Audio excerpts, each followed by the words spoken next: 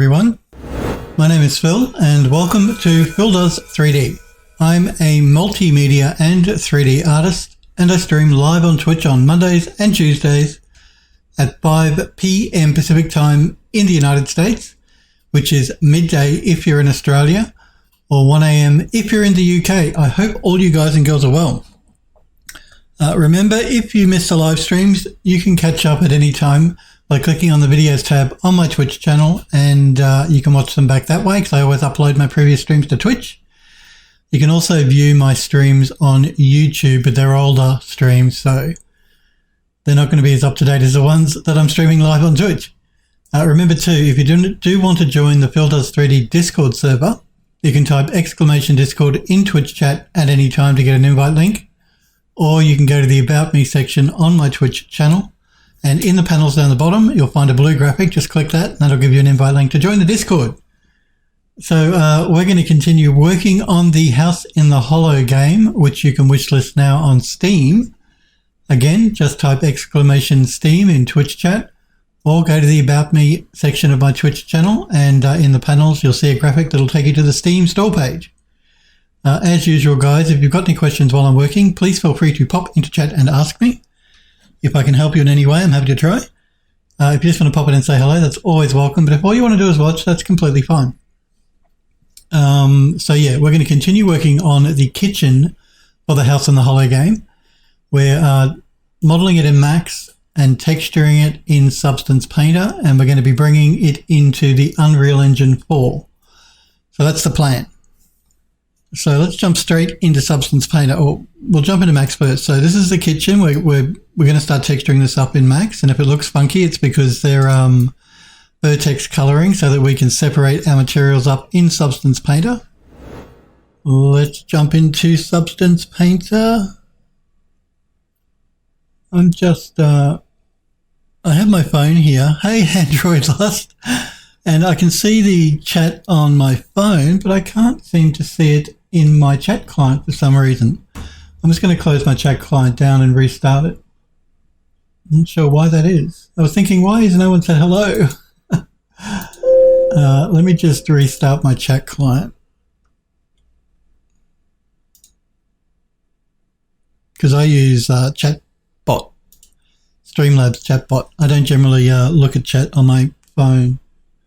Just as well, I do have my phone nearby just to check though. So sorry about that, guys. If anyone else said hello, I haven't seen it in Twitch chat. I'll just wait for the chat client to start up.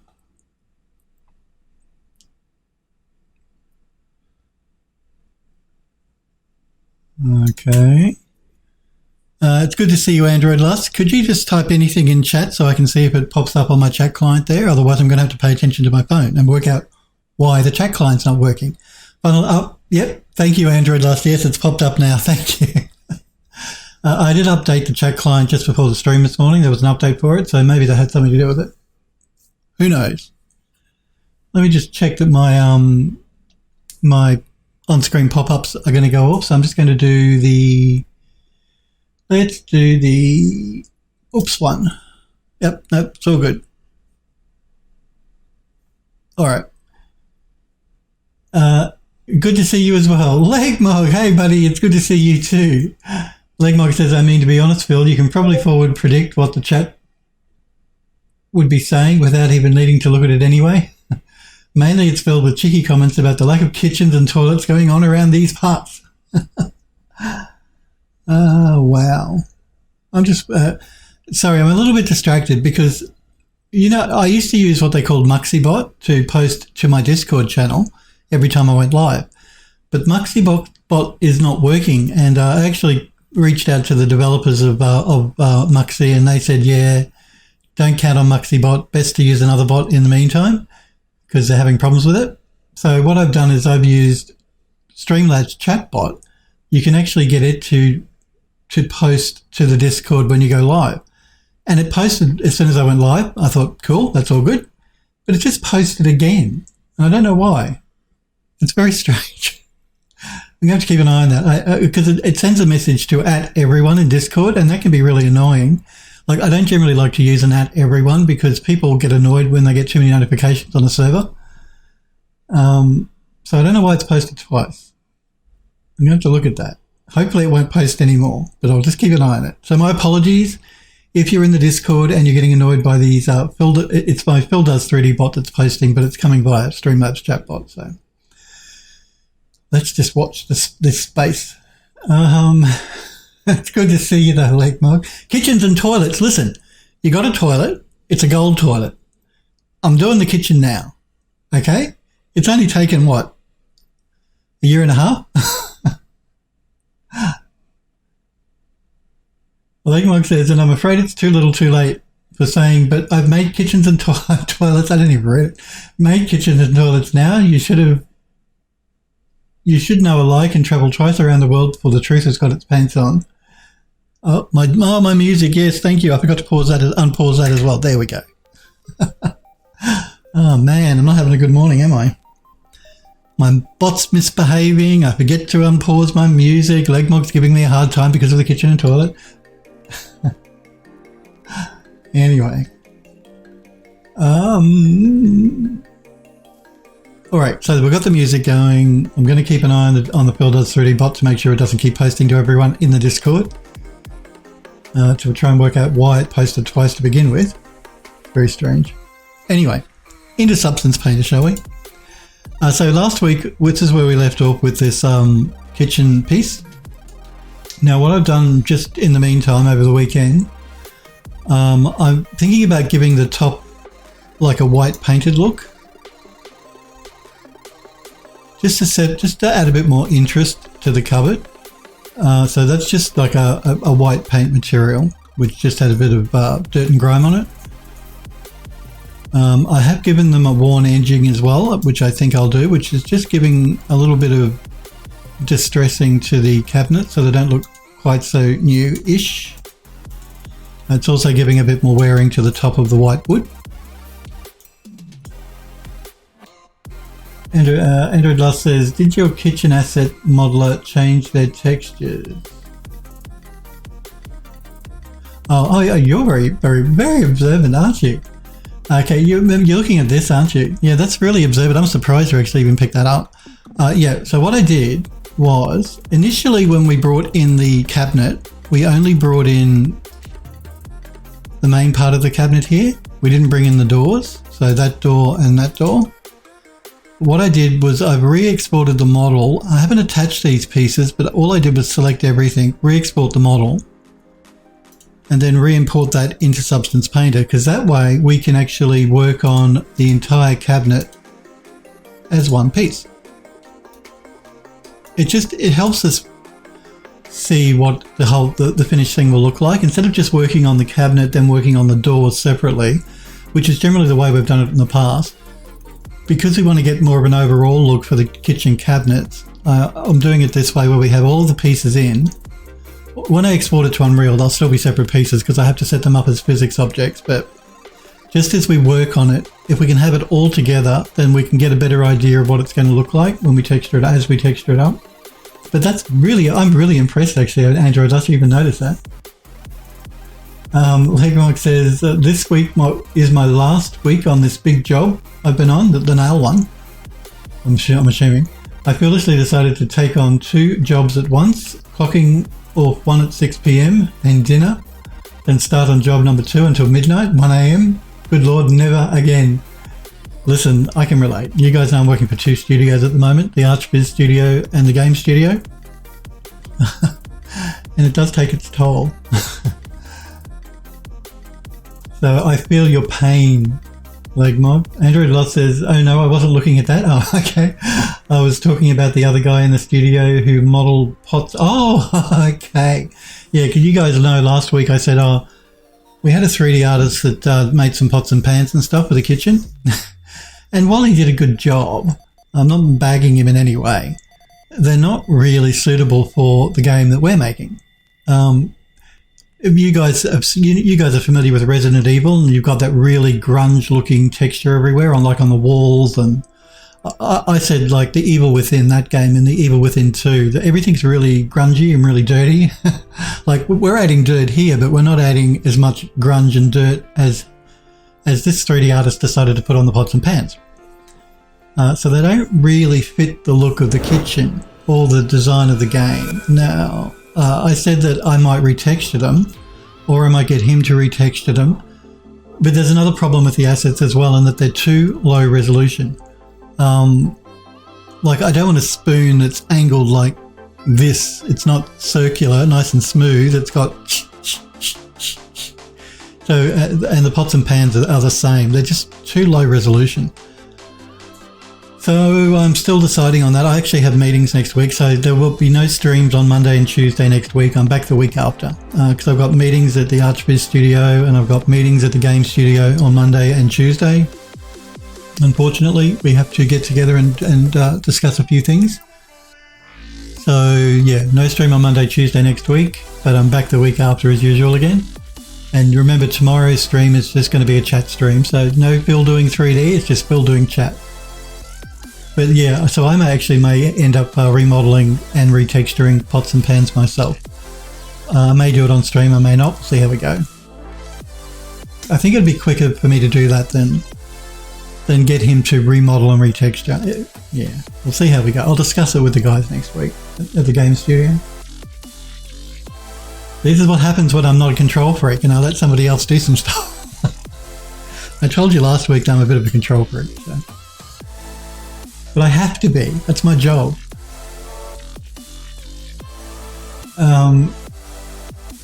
Legmark says, I thought I'd be chill with it, but by the time I start job number 2, I'm tired, stressed, and fed up. I just want to chill and just want chill time. Yeah, look, I get that. I mean, you guys know I work till quite late in the morning anyway. Generally, I finish at 2 in the morning. Sometimes I'll finish at 4 in the morning. It just depends on how into it I am at the time. But it gets exhausting, and that's why I have to take, you guys know, in the middle of every year I take a few weeks off and go to my cabin in the woods just to get away from technology completely, because I'm pretty much exhausted by then. So every 6 months I need a break for at least a couple of weeks, just with no technology at all.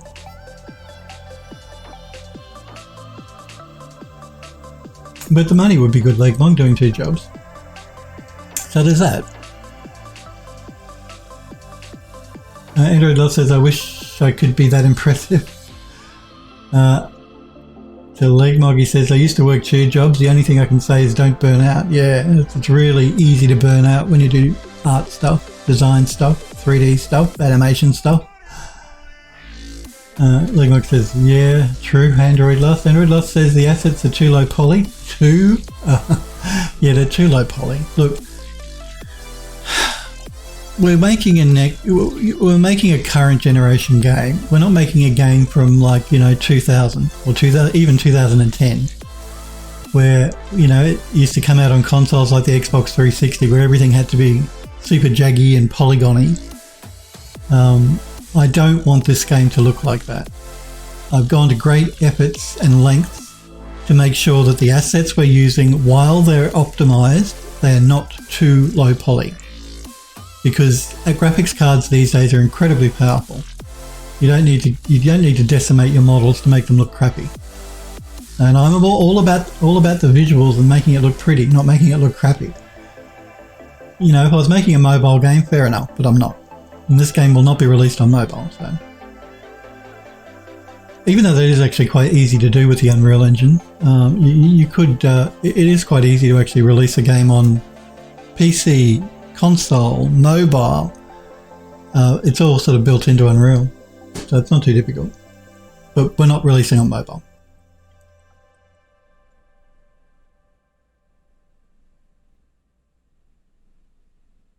Andrew Dust says money versus sanity. Well, that's what it boils down to, isn't it? Andrew Legmark says, and it's a shame because the evening gig is a really fun job.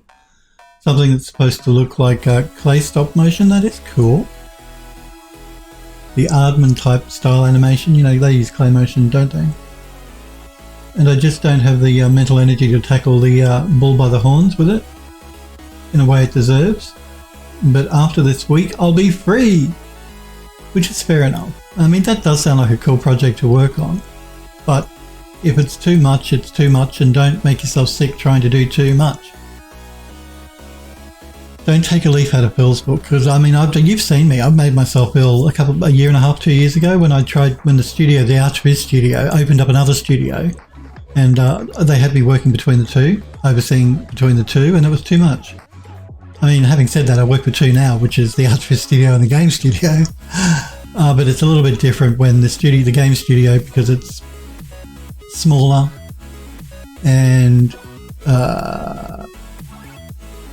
I'm not answerable to other directors, put it that way. So, because I'm the creative director, I don't answer to other directors, which with the Archviz studio I do. So yeah, even though it's fun, yeah, if it's too much, then it's too much. Don't do it. Don't make yourself sick. It's not worth it. Where were we? Yeah, that's right. We were going through what the changes that I'd made on this, weren't we? Just going to jump back to the correct layer here, which is the body of the cabinet. Just got to wait for Substance Painter to populate up all of our layers, because there are quite a few. So yeah, we spoke about me adding the white top and then just a general dirt layer. I mean, you might think this is grungy, but trust me, the pots and pans that this 3D guy made were even grungier. They were like, I don't know how to describe it. They were mega grunge. Like you wouldn't want to eat off of anything. It was just awful. Like not the models or the texturing. They were nicely done, but it was too grungy. So yeah, we've got the worn edging, and then I've also added just a layer which I'm putting a varnish layer on, so you can sort of see the difference there. Simply because I didn't want the cabinetry to look too grungy. We want to give it a bit of a varnish, so I've added like a varnish layer to everything, just to give it a little bit of sheen.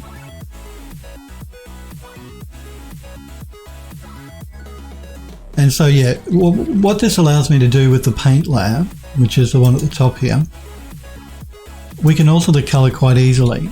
And at the moment I've got it as a white, or an off-white. You guys know the actual kitchen's going to have a mixture of blue, wood and tiles. So half the wall will be blue planks of wood painted, and the bottom part will be a tile of some sort. So that gives us the option to actually change this to a blue, change it to, I'm either thinking a white or a black.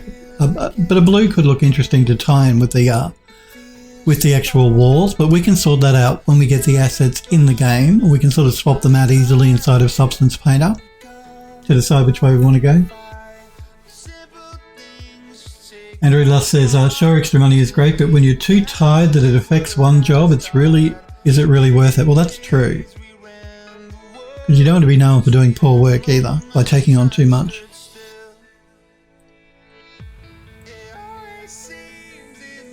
Not to mention just how bad it is for your health. Legmonk says, yeah, random advice for you all and possible future jobs. If you get we want this to look like Aardman, up with CGI job, you need to define, are we really early Aardman or late Aardman? I was using the very early Aardman stuff as a reference. Very messy, blotchy and beautifully imperfect. Even got fingerprint on the models and everything, but it turns out they wanted more of an uber clean look, like the later films, which is way less fun, I thought. Yeah, and again, for anyone that doesn't know what we're talking about, Aardman Animation is a company that makes, well, they used to do clay motion stuff, but I guess they do it digitally now as well.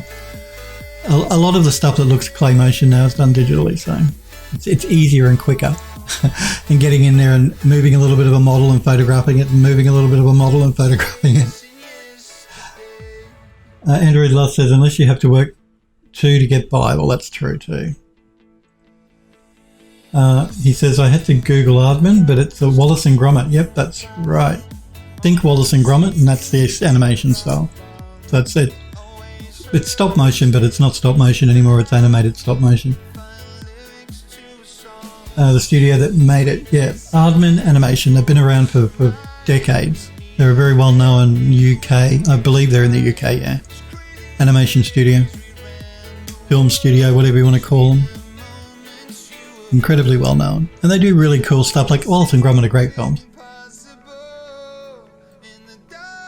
So yeah, I get where you're coming from. If it's not as much fun, don't do it. And if it's too much, don't do it.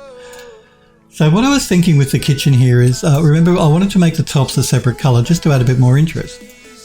So what I'm going to do is I'm going to make the doors, instead of making them the same wood grain, we're going to make them the same painted white wood as the top. And what that will mean is if it looks like if it doesn't blend nicely when we bring it into the engine, then we can change the colours of the door, of the paint. But at the moment we'll make it white and then we'll place them in the engine once we've finished texturing and decide if we like the look of it or not. And if we don't, we'll come back into Substance Painter and we'll swap out the colour for something else. It just, like I said, instead of making everything just the same wood colour, it just adds a bit more interest to the kitchen. Because we want an interesting looking kitchen. So. Like Mike says there, I remember reading when Aardman made Chicken Run, I've seen that. They realised that they got so good at making the clay animation looking clean that it almost became too good and too much like CGI. So they were all, in future projects, we won't make it look so super smooth and clean to try and capture the clay animation aesthetic. Well, that's always a problem with anything to do with 3D. And I've mentioned it so many times, I've got until I'm blue in the face. It's really easy to make stuff when you do 3D super, super clean, super, super new, super, super perfect. It's adding the imperfections that actually help sell the model as being realistic. And I guess they mean the same sort of thing. Android Lust says, when I first seen Chicken Run, I thought it was CGI. Chicken Run's a good movie, so if you want to watch a good animation, check out Chicken Run. So what we're going to do here, the first thing we're going to do, because we want to recreate this for all the different kitchen parts, is we're going to group all of these together. I'm just waiting for Substance to catch up here. Again, this might not look like a lot of layers, but within each of these folders is multiple layers, so it does take the software a little while, although it shouldn't take it that long. There we go. I'm just going to call this one HIH for House in Hollow. Actually, no. We're going to go My, because all of my smart materials start with My, so I can do a search, filter search and find them easily. My H in H for H in Hollow underscore kitchen cab for cabinet. And I'm going to create a smart material from that, and it will put it in my smart materials for me automatically. There we go. Just waiting to see if it comes up black. It may, because we're using color by material. No, it didn't. Okay, good. All right. So we need to go to the paint layer and color selection, and let's add the doors as well. Hang on. No. We don't want to do that. Let me just get out of that. We're keeping we have the main cabinet as its own texture map. This door will have its own texture map, and this door will have its own texture map. Because they're going to be physics objects that we can manipulate in the game. So what that means is I need to copy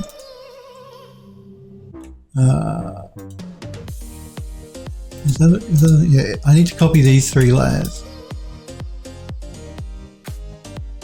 into the kitchen door layers. So this one here, it just starts with a blank layer. We don't want the blank layer. I'm going to paste those layers in and remove the bottom one, which is just empty.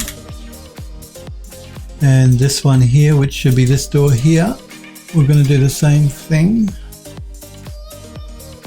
and remove the bottom one.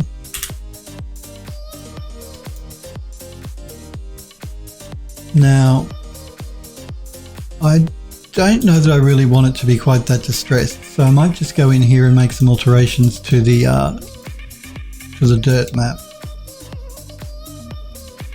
Choose this one here. I'll just play with the curvature a little bit. I'm just going to pay no attention to the handles. We're going to texture those up separately in a minute. Andrew Luss says, stop motion is impressive. It is. Legmark says, yeah, in my experience, my eyebrows always raise with a client. When a client asks for photorealism, you want to say, you all do know that what sells photorealism is all about the subtle flaws and imperfections, right? That's right. So you do all these imperfections, and in every job where the client requests a photo reel I've done so far, it's always ended up with them being, what's this? Subtle flaws? We don't want that. We want pristine perfection, which totally kills the photorealism. Yeah, well, that's right. Because nothing in real life is perfect. Nothing in real life is ever immaculately clean, unless maybe you're in a hospital operating room. You're always going to get dirt and imperfections on anything, and that's what sells photorealism. So true photorealism are imperfections. They're not perfect, and it's really easy to make things perfect in 3D. So I feel your pain. I do feel your pain, though, Legmog. These clients that don't really understand. What can you do, though?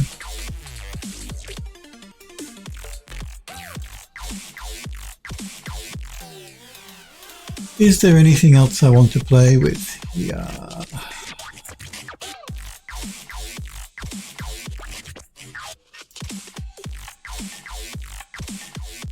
No, I think what I'll do is I'm just going to bring in a little bit of dirt just around the edges here. Majority of it will be pretty clean though. And this one over here, we'll have to do the same thing because it's way too dirty. So we want this one. And we're just going to pull it back a little.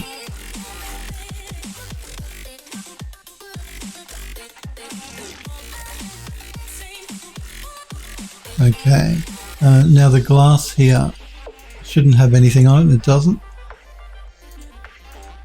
So we just have to ignore that. But that cabinet will actually have a glass interior, which we'll use a shader inside of Unreal for.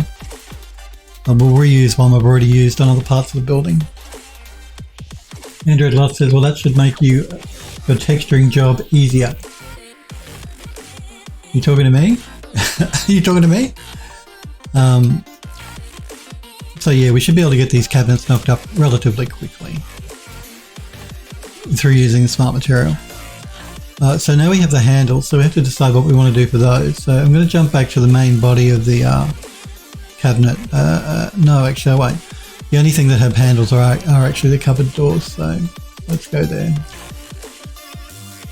And again, I clicked the wrong link, texture layer, so I'm going to have to wait for substance to catch up before I can click another one. Oh no, you were talking to Legmog, okay. Legmog says, one job was oil rig in the ocean. I got a real nice faded paint, slightly eroded look where the pillars meet the ocean surface. Nothing super grungy, but it really popped on the realism factor, I thought. But nope, client wanted this thing to look like it was fresh off the factory floor. Looked way too clean and fake. Yeah. When you give them what they want, they're the one paying. And you use the one that you created that looks better for your portfolio. That's what I do anyway. But yeah, if they're the one paying, okay, give them what they want. What can you do? You can't argue with these people. Well, you can, but you shouldn't. You don't want to piss them off. Okay, the handle. What are we going to make the handle?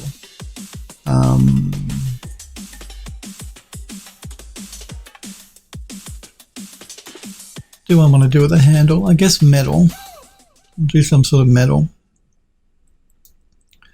I'm going to look just through my smart materials here to see what else we've got to play with. Let's look at this iron, I think. Again, these are really heavy smart materials, so I'm going to mask that with a color selection to the handle.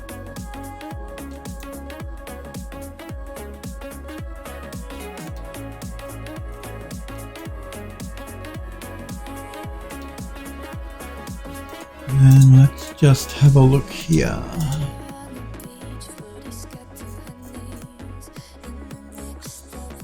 I actually quite like them a little darker, so I might remove that layer, I think, which is like the copper color layer. So we'll remove that one. And the edging's alright.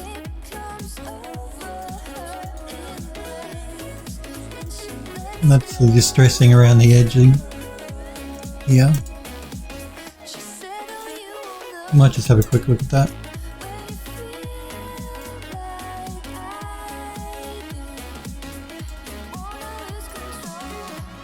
Because even though we're using a smart material, it doesn't mean we have to stick to the default parameters of this smart material. We can change it up.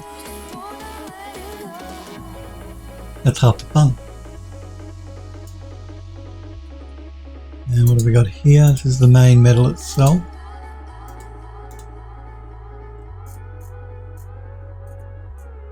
You know, I even quite like it with the white to match the cupboard, but no, we'll make them a metal. They'll stand out better in the game as a metal. If we left it white, they could, I mean, even though you probably would notice it. I actually do quite like the white though, I have to admit.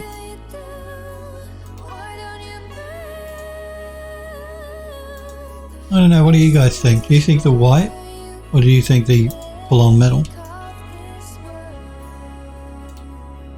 I'm in two minds myself.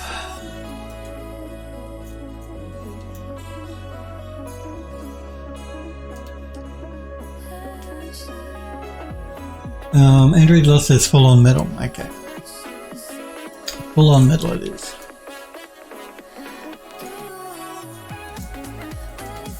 It will help them stand out as well, so yeah, we may end up changing this white to either a black. A black would look really nice, or even a blue to match the paint that'll be on the wall. But we'll see when we jump into Unreal what looks best. So all we need to do now is copy this new layer to the other cabinet door, which should be this one.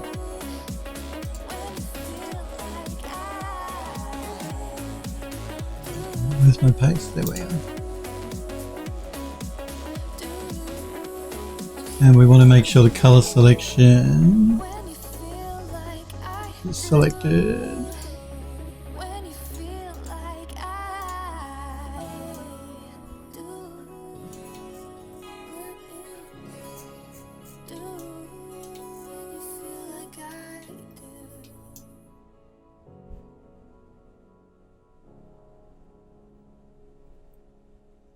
I don't think there's too much more I want to do. I might just look at the white paint here. So that's which layer? I'm in the wrong one, or looking at the wrong door.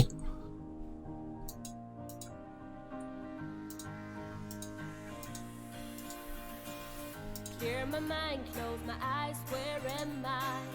Bumpy ride, looking out across the sky. As the wind blows in my face, there is water, water everywhere.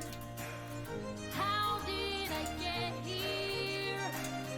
Who is that? I'm going to make sure I'm selecting the right color as well. Mind is blind, is this all just a dream? Sails and rudder on the ship, rum and beer, I'll take a drink, and tomorrow Yes, that's that one. sails and rudder on the ship, That's that rum and beer, one. I'll take a drink, and tomorrow It's going to be easier for us to look at this door here, I think. So the only part of the paint on this is going to be the actual border. Remember, that'll be glass. So let's look at this one over here. It'll give us a better idea. Which will be this one here.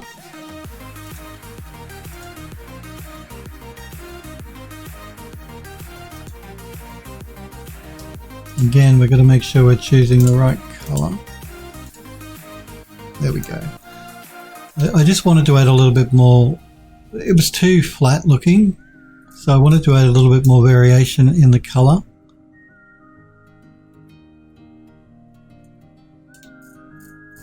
Just to make them look a little bit more interesting.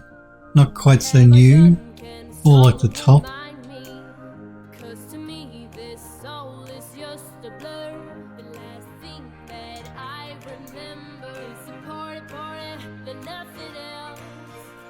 Let's do a quick save before we lose all of our work.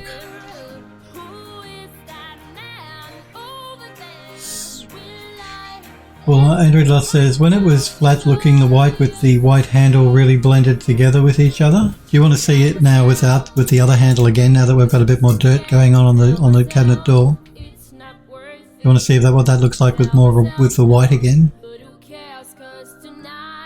Because we can do it.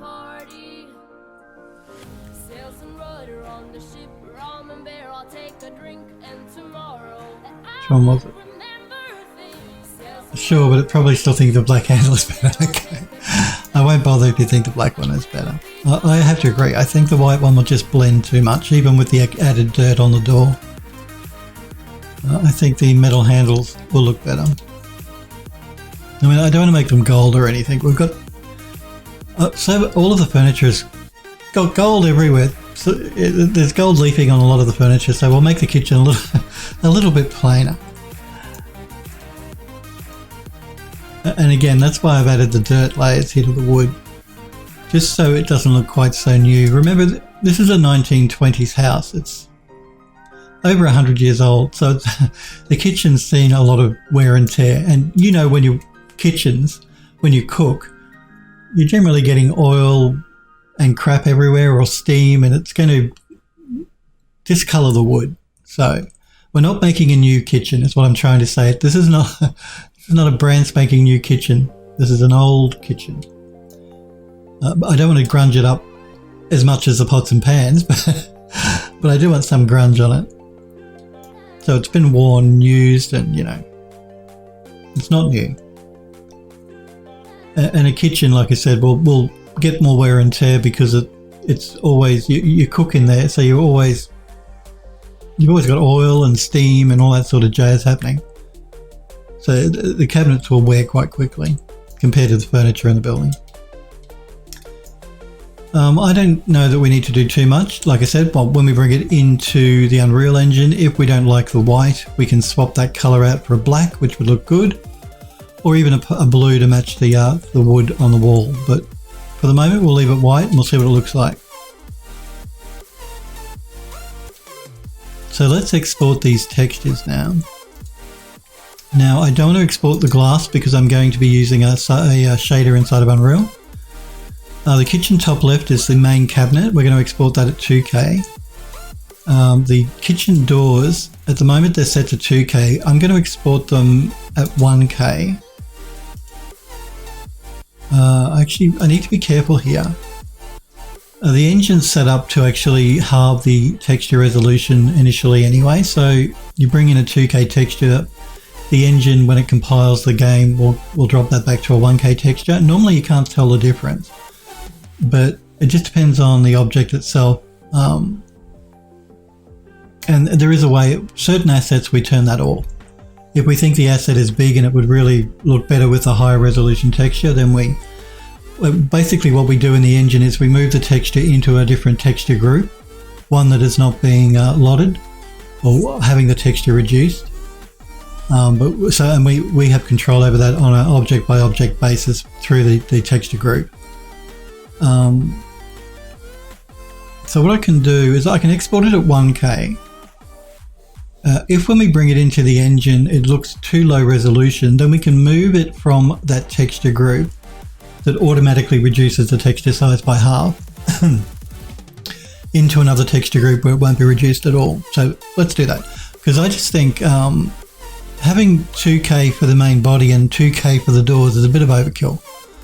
So we'll set this door to 1K, and we can always change it in the engine if we really, in Substance, if we really want to later on. And the other door will also change that to 1K. We're not going to be exporting the glass, and the kitchen, the main cabinet itself can stay at 2K, so that's all good. Okay, let's make sure we're putting it in the right folder. Models, kitchen. You'll see that I've named the textures to the object name, so when we get to Unreal, we won't get confused. Let's select the folder and I'm just making sure, because again, this is a new install, so I want to make sure I'm using the right template. I'm pretty sure that's right. We'll find out. I'm going to export those and we're just going to jump into the folder and I'm going to check to make sure they're correct. Where's my kitchen?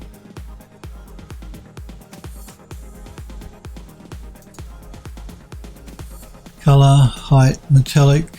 We don't use the ambient occlusion.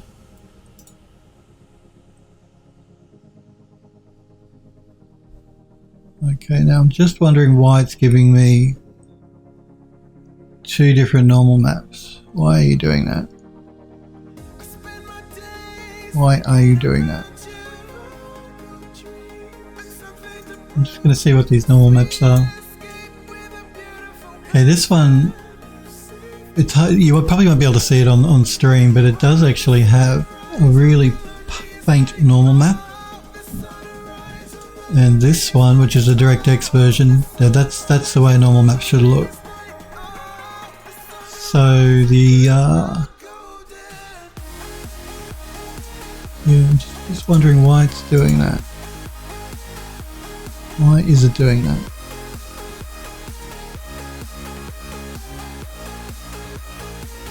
I can't see it because it's 360p. Look, yeah, I really, there's hardly anything in this first normal map. It's basically just flat, pretty much. So I just want to know why.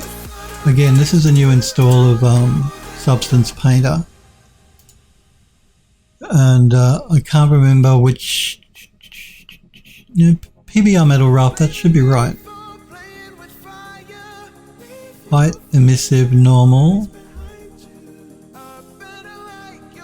Base color, height, metallic, opacity, roughness.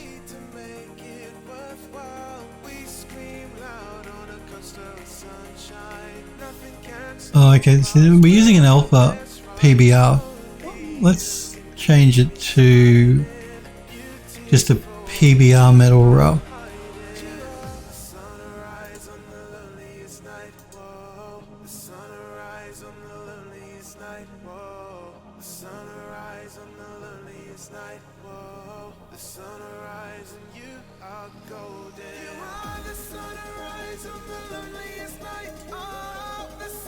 Oh no, not the APBR. We don't want the APBR.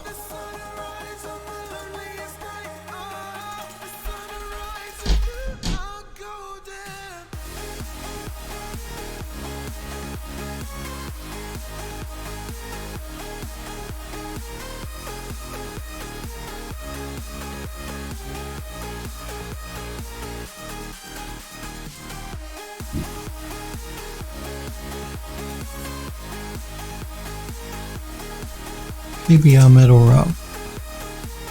I'm just going to remove the textures we just exported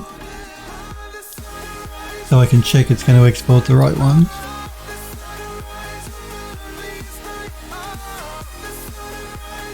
Again, I had all this set up on when we've been working before, but this is a new computer, so it's a new install of Substance Painter.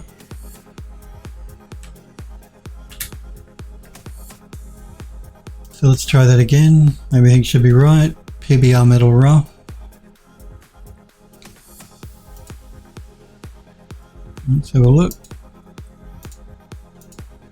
And that's better. Now we just have the one normal map. So we got the color, the height, which we don't generally use, the metallic and the normal, as well as the rough. So 1, 2, 3, 4, 5. 1, 2, 3, 4, 5, and 1, 2, 3, 4, 5. That looks good. We don't have the ambient occlusion. Again, we don't use ambient occlusion because we use real-time ambient occlusion inside of Unreal Engine. So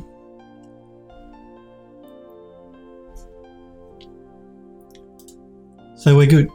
Let's do a save and jump back into Max. Kamal's Workshop. Hey, it's good to see you. I hope you're well. I hope you had a good weekend, Kamal. It's good to see you too. I hope you're well, Kamal.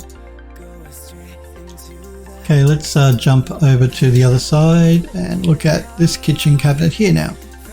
So I do need to make a couple of changes before we export it, because at the moment it's all using the one material. We need to separate it up because we want to export the doors at the same time.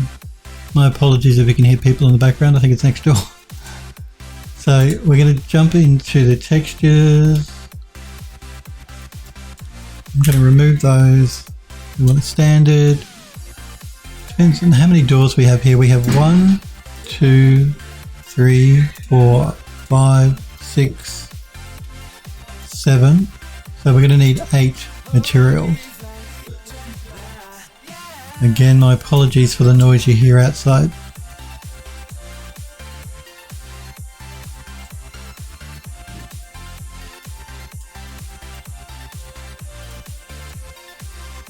Okay, so this one is going to be called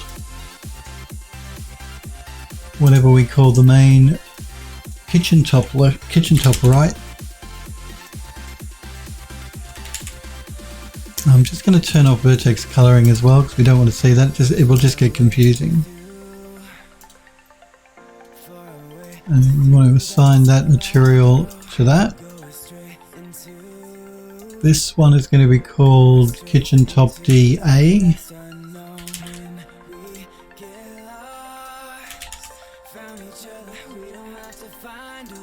Let's assign that material and turn off vertex coloring.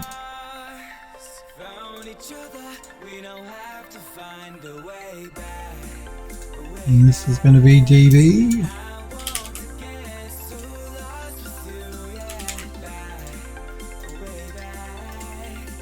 And turn off vertex coloring. And you see we've got a bit of a problem here with the normals. Sniper, hey, no problem, Kamal. Good evening, Sniper Echo. It's good to see you. I'm doing really well. I hope you are too. Always good to see you, buddy.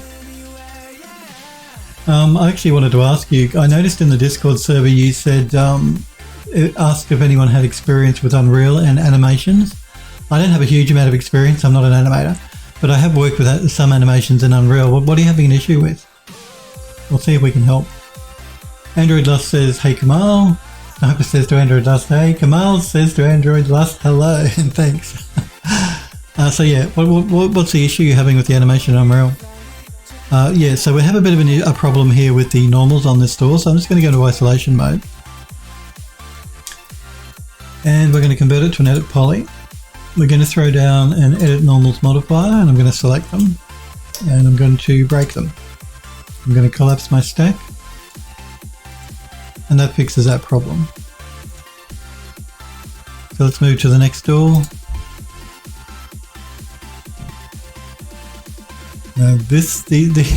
These ones with glass are a little bit more of a pain to work with, so I'm going to have to just temporarily detach the glass while I assign my... Yeah, I think it's the easiest way.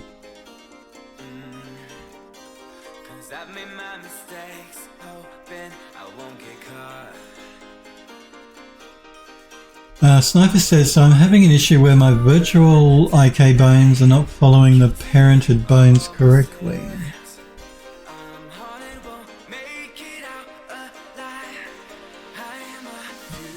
Virtual bones? What do you mean by virtual bones?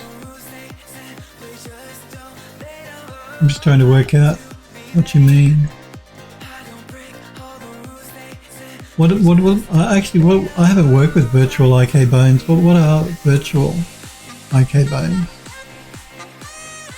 Sniper says they are following to a point, but they are off by a bit. Not entirely sure how to debug it.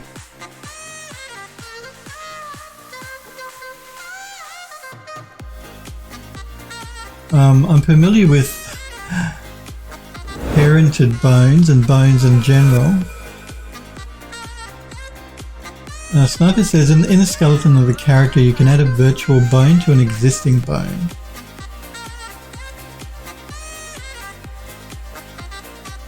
Okay, I've not actually worked with that. Why do you do that? Why do you add a virtual bone? What are you doing? What does it do? Maybe if you explain it to me, I can try and work out what's going on. But I'm familiar with bones, but I don't know about working with a virtual bone. What's the point of working with a virtual bone? What does that get you? It's similar to parenting. Yeah, well, I'm familiar with parenting.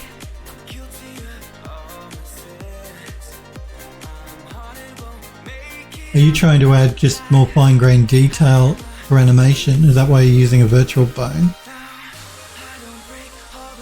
I'm trying to work out what you're using a virtual bone for.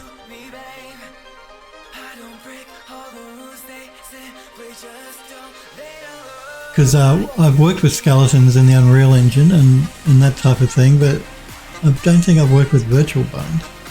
I actually wasn't even familiar with virtual bones.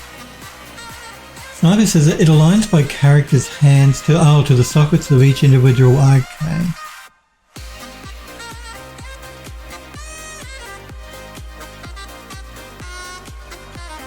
Yeah, okay, I think I understand what you mean. So it aligns your character's hands. Right.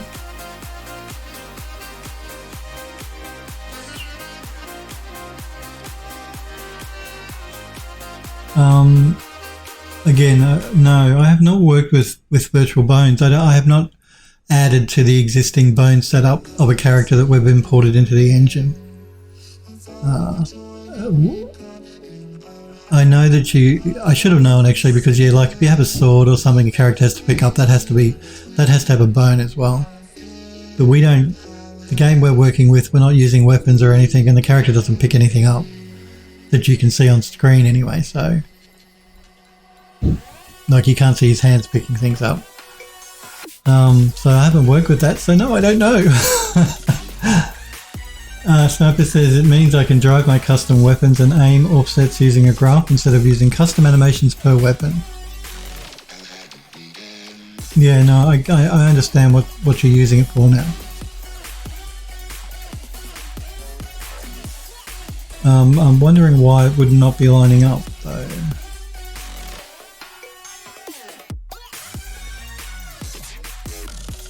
Kamal says I've never met with edit normals before.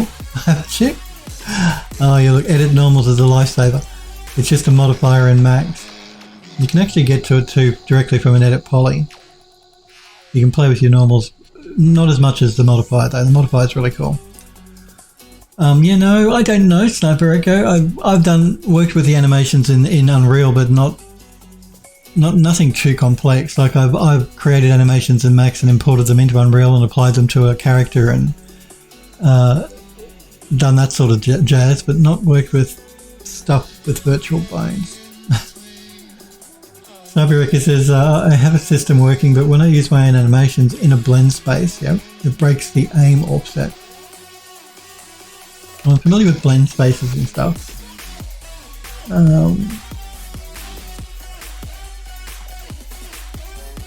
Breaks the aim offset.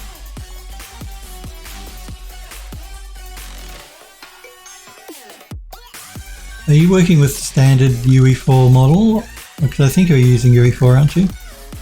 Like you're not working with a custom model, you're working with the standard UE4 skeleton for whatever character it is you're using. Sniper says, I wish I could figure out how to debug it, to be honest. If I use the default animations, it works fine. Okay. Any modified animation on new animation, it breaks. Okay. Yeah, standard UE4 skeleton.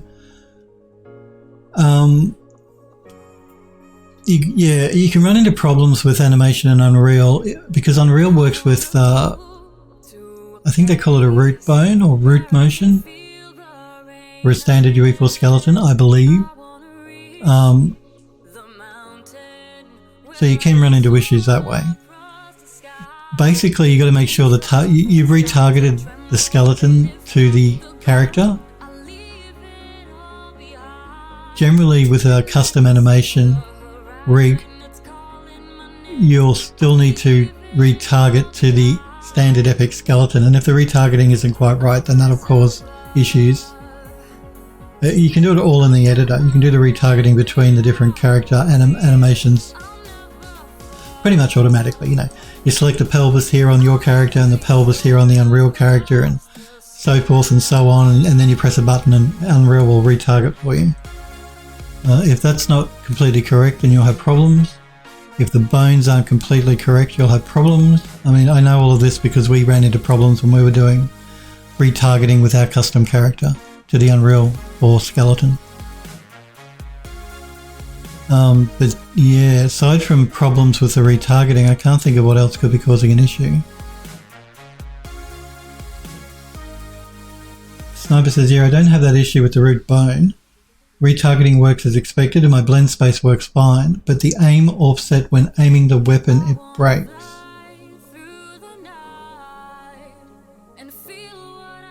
Right.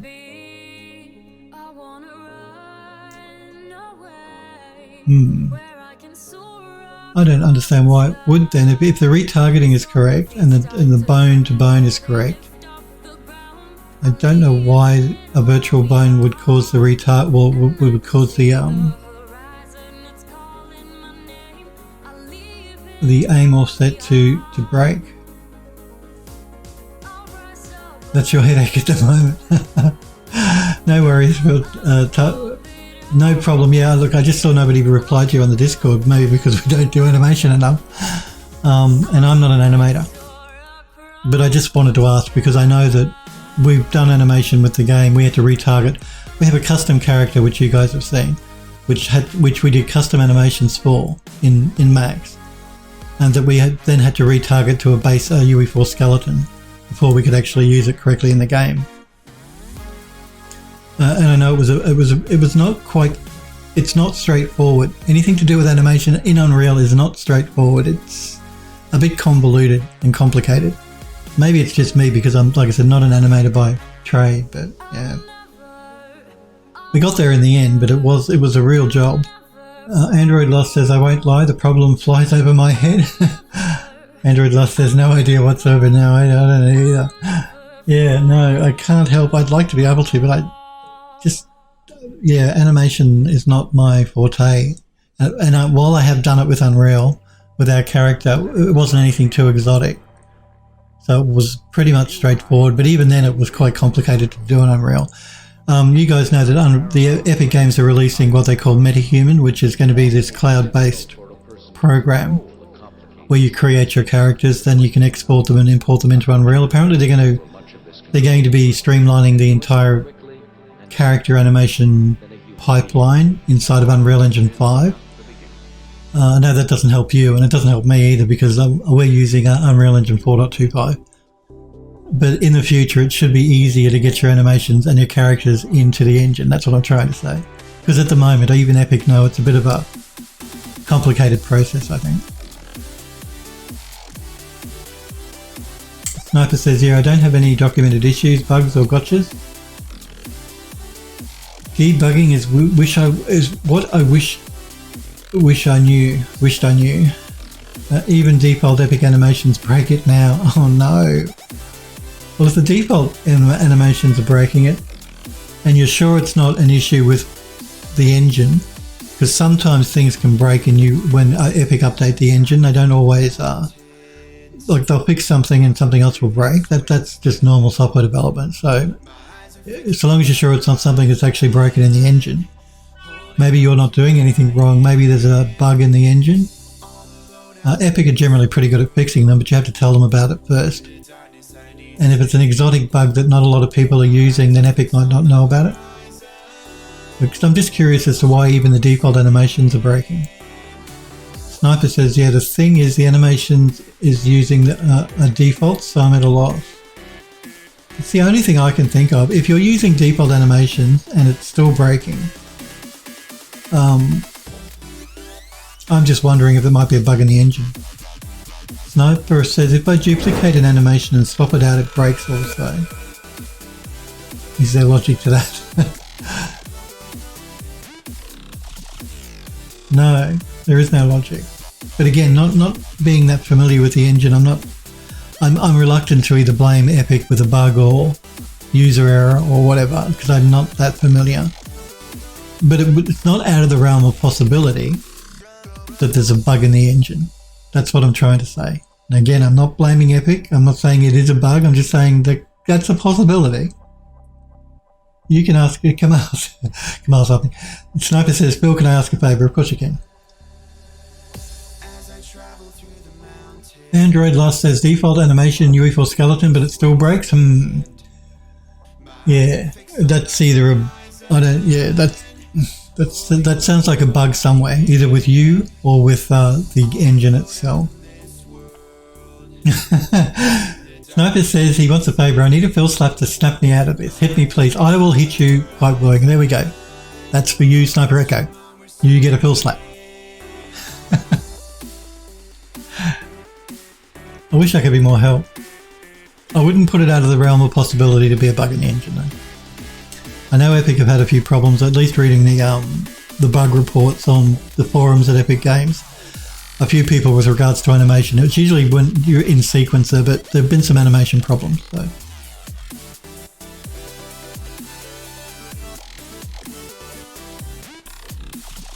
Android Lust says to Kamal, I don't think Phil saw that. What did I miss? What did I miss?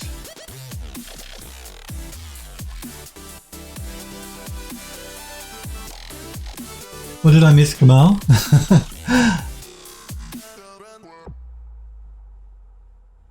Oh, I'm sorry. It's a request. I've just noticed them there. Oh, okay. I love you, Kamal. I'm doing an I love you, just you. I love you most of all, Kamal. So there's the I love you, Kamal. Oh, you did them twice. Okay. You'll get an I love you, Kamal. I love you more than everyone else in chat, Kamal. You remember, again, I keep forgetting about the requests. So, you know, the more you watch the channel, the more points you accumulate. You know how it works on Twitch. And one of the requests, there's a list of requests that you can redeem for your points. Thanks for reminding me, Android Lust, to pay attention to my request window over here.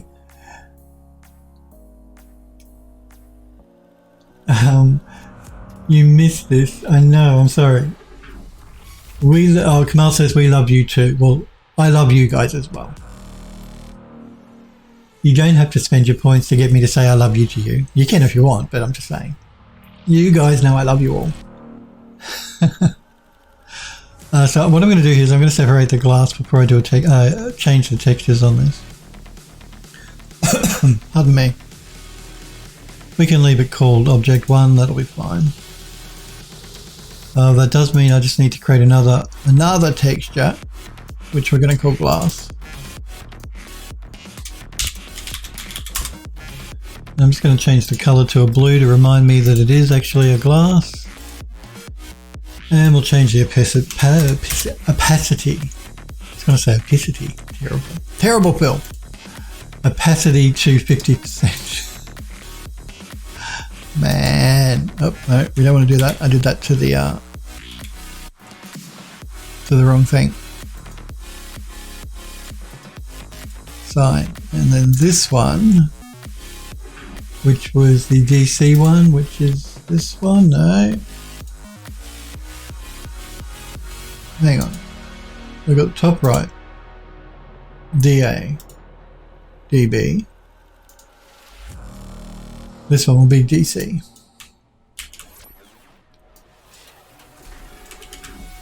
We're going to assign that to the frame. There we go. I'm just going to turn off vertex coloring as well.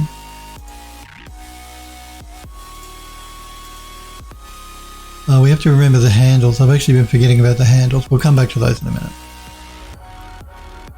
No, we can keep it as part of the same texture. My mistake. We've got different material vertex colors so we can separate it up that way inside of the engine. So this one is going to be DD.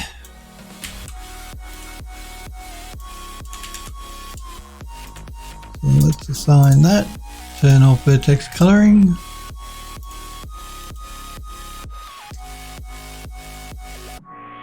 Sniper says, all I ever get is slaps.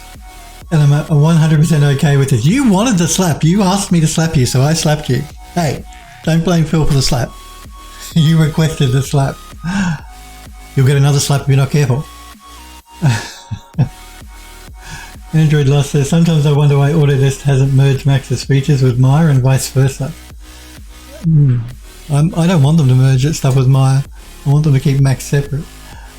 Because if they start merging stuff, well then they're going to get rid of one of the two programs, and we don't want that.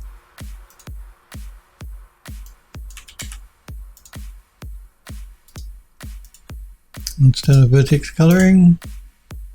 It must cost a lot, to be honest, for Max to keep two different versions of the same thing going, like 3D software. They've got Maya and they've got Max. They're both 3D software. They both pretty much do the same sort of thing. So having two development teams on each one must cost Max money. Mind you, they charge enough so they can pay it, but I'm surprised they haven't talked about merging them into one. You know what companies are like. Anytime they can save a dime, they will. Let's separate out this glass as well.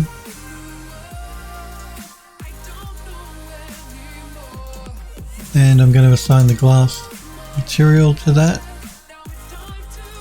And this one is DF.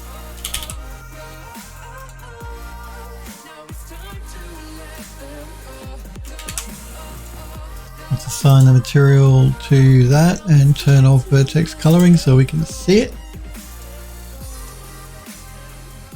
And then finally we got this door here on the end, and that one is DG, which will be this one. So let's assign the material and turn off vertex coloring. There we go.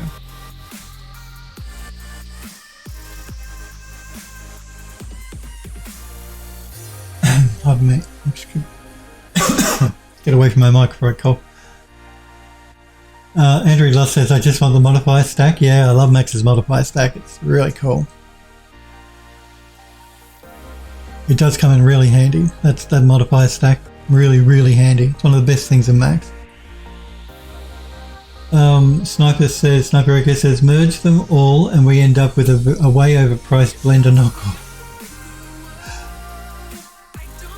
Sniper says, without a video editor, compositor, sculpting tool, procedural modeling tool, etc. I mean. Rich man's expensive knockoff. Because remember guys, Blender's a 3D program that's completely free. You don't have to spend a cent. I'm just going to reattach the glass in these doors now. So I'm going to select the door and attach the glass. We're going to match the material IDs. We want to keep them separate. Same with this one. Select the door and attach the glass.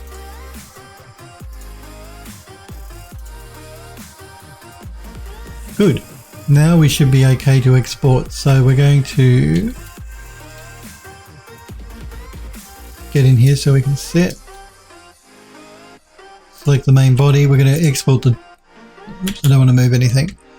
Export the doors at the same time.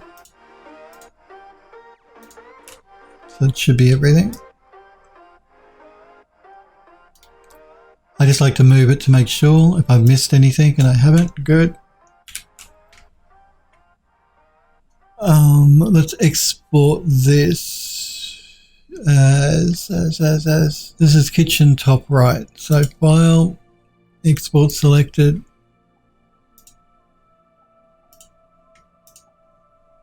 And we're going to call it kitchen top right.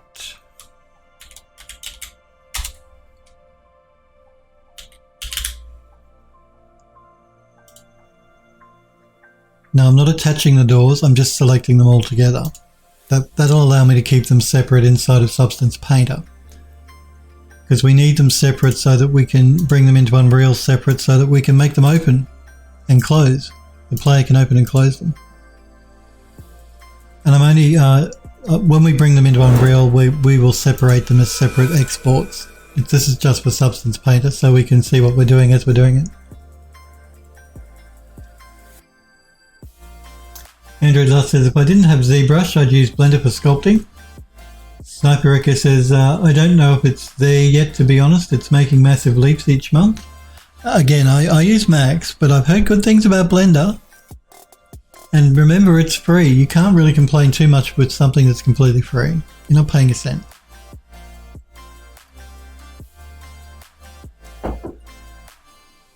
Okay, let's jump into Max.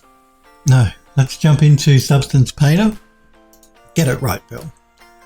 Make sure we did a save on this project, and let's create a new project.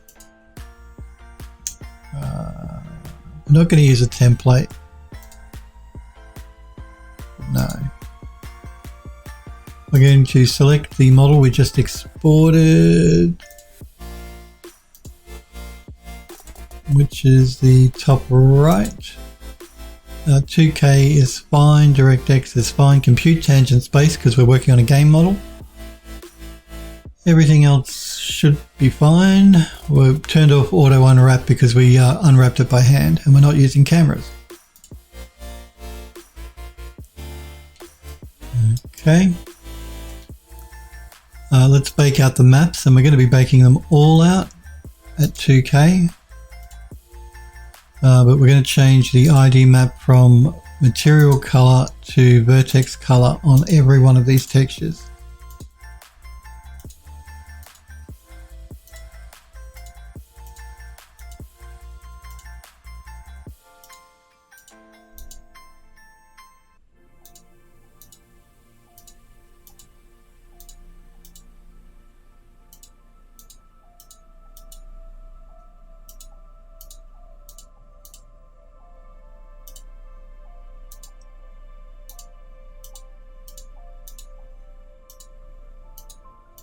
Okay, I think we got them all. I don't think I've missed any. I'm just going to go through them one by one to make sure.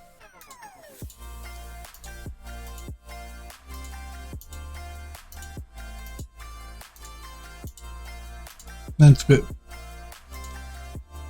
2K, we're going to use the high poly as the low poly. And everything else I believe should be alright. Let's bake.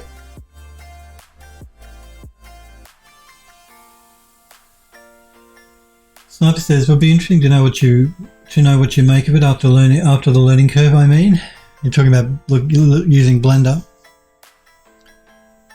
Yeah, I should download it and play with it a little bit, feel what it's like. I'm just so used to using Max, so I love Max. Max is my baby. Love 3D Studio Max. Okay, so we have all of our maps baked out. I'm just trying to work out what's going on just there.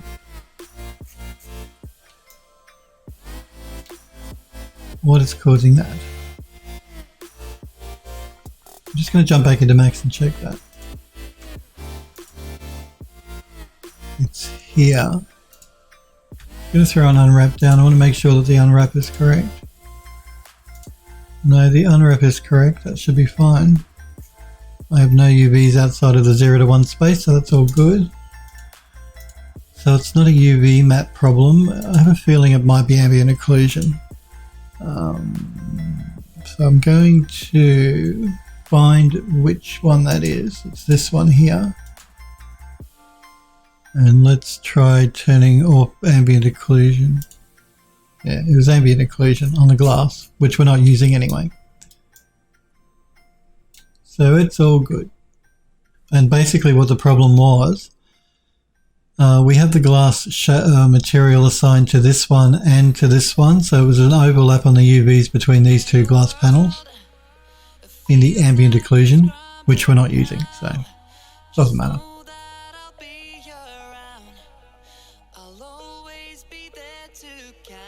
Kamal says, we love Max too. Yes, we do. I love Max. Max is my baby. I love 3D Studio Max. I've used it for so long, I couldn't imagine using anything else. So please, Autodesk, never kill Max. I mean, I've used Maya. I've played with Maya, I should say, not used it. I used to use Cinema 4D back in the day. That was because the studio I worked for back then, that's what they used. And it's very good. That's what Legmog uses. I believe that Android Lust uses Maya. Maya's good. They're all good. We don't play favourites, really. Having said that, I do like Max, though. Simply because I'm so used to it. Not because it's better than anything else. They're all really good. Sniper says, that reminds me, this IK is still broken. You want another slap? Android Lust says, I made an animation in Blender a few months ago. Used a pre-made rig and character, though. But it was a learning experience. I've seen... oh man, who was I watching using Blender? Well, I know that Hellforge, it's good to see you, buddy. I didn't think we were going to see you this stream. It's good to see you though. Hellforge uses Blender. I've watched him stream because he's a streamer as well, guys. You should check him out. Stream using Blender.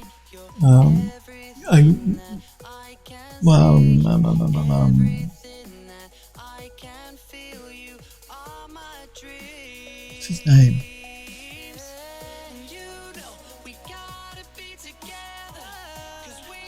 Oh. There is another streamer that uses Blender as well, and his name has completely escaped me. I should remember. I'm sure there's quite a few people on Twitch that use Blender, don't worry, that you could watch. Sniper says, yeah, it's like anything, play around with it and have fun while learning. Autodesk killing Max or Maya would only hurt Blender, I think. You think? I hope they don't though. Either Max or Maya. I don't think they will. I mean, they've been running them both now for many years, so it's unlikely Autodesk are going to kill either of them off, but never say never because you never know. Good morning to you, Hellforge. Save and copy. Well, we've only just loaded the model up, but I'll certainly have a copy. I don't need too much encouragement to have a copy, you guys know that.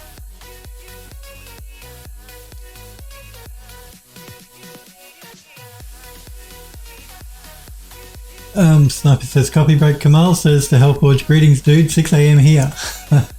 Hellforge says, just woke up, forgot it was Monday today. 3 AM hype.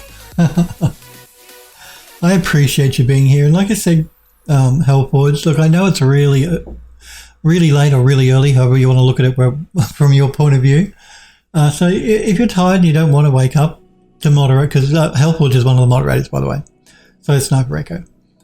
It's fine. If you can't make a stream, don't sweat it. I understand. I mean, I'm glad you're here. I always like to see you and chat, but yeah, I don't want you to feel obligated because I know how early it is in the morning for you. But I do appreciate you being here. Sniper says, yeah, Blender needs to strive for something. Android Lust says, I don't see Autodesk killing Max or Maya, maybe Mudbox. Oh, your Mudbox will die, trust me. They will kill Mudbox. ZBrush has pretty much taken over sculpting, modeling, unfortunately. I mean, I could be wrong, but I doubt that Autodesk are going to do much with Mudbox anymore. They might just integrate it into Max or Maya or something.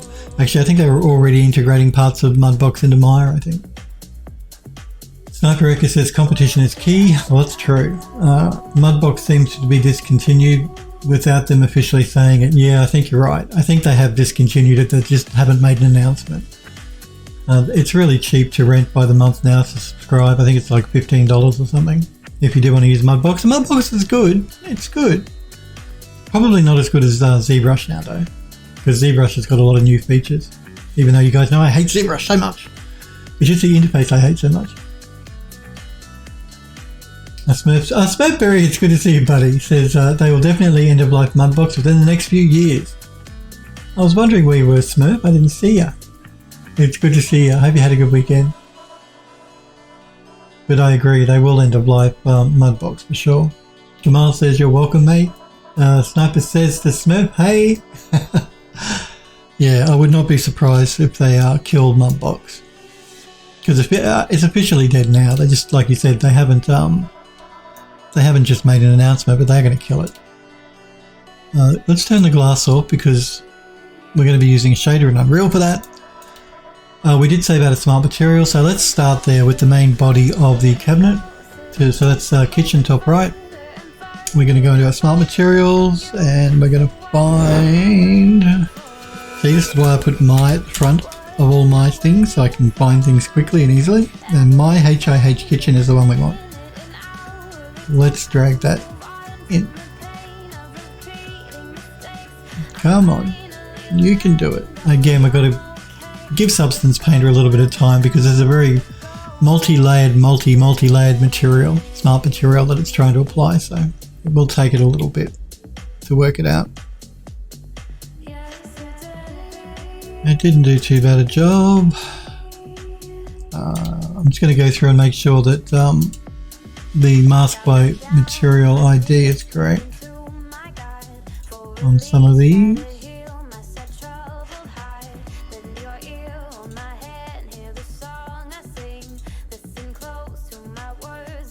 Mask by color selection, we just want to make sure this is correct.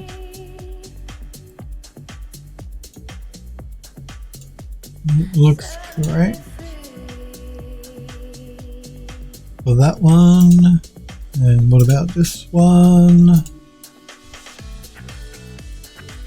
What is this one?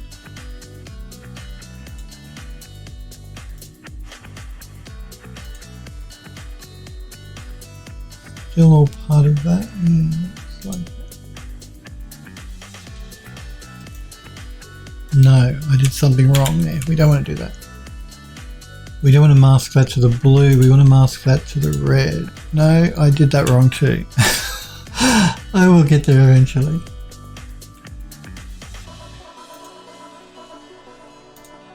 No, that is correct.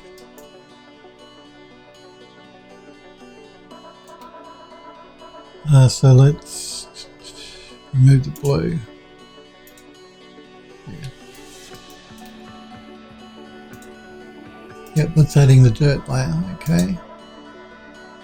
And this one, we're masking, this is the distress. We want to mask that. I'm just making sure the color is correct to the red.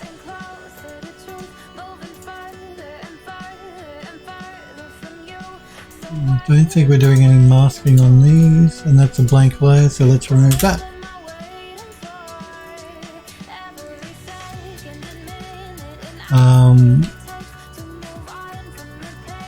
Okay.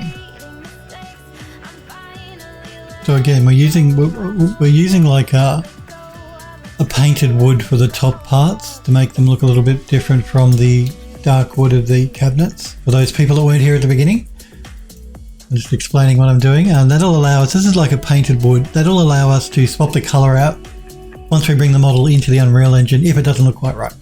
So instead of white, we could make it black, or we could make it blue. We'll decide the final color once we get the assets into the engine.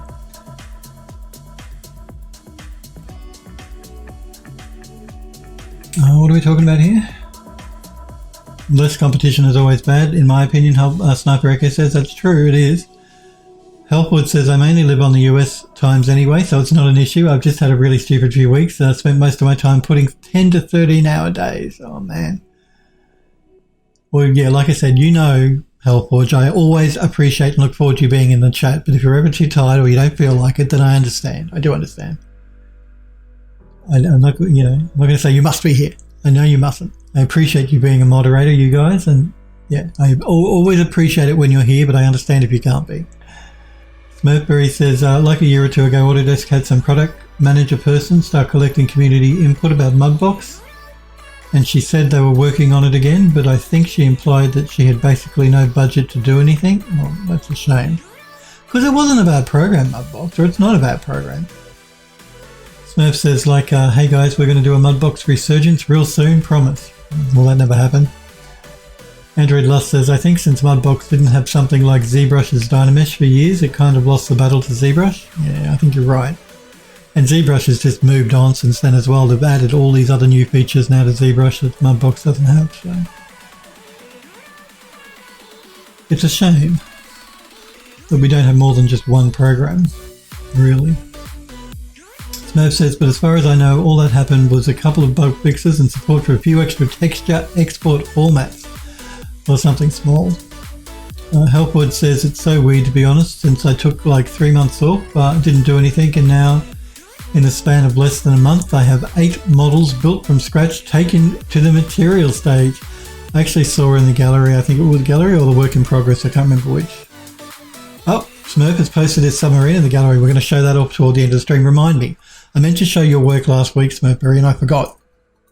Well, so we'll show it today. I'll keep my the gallery open on the Discord here.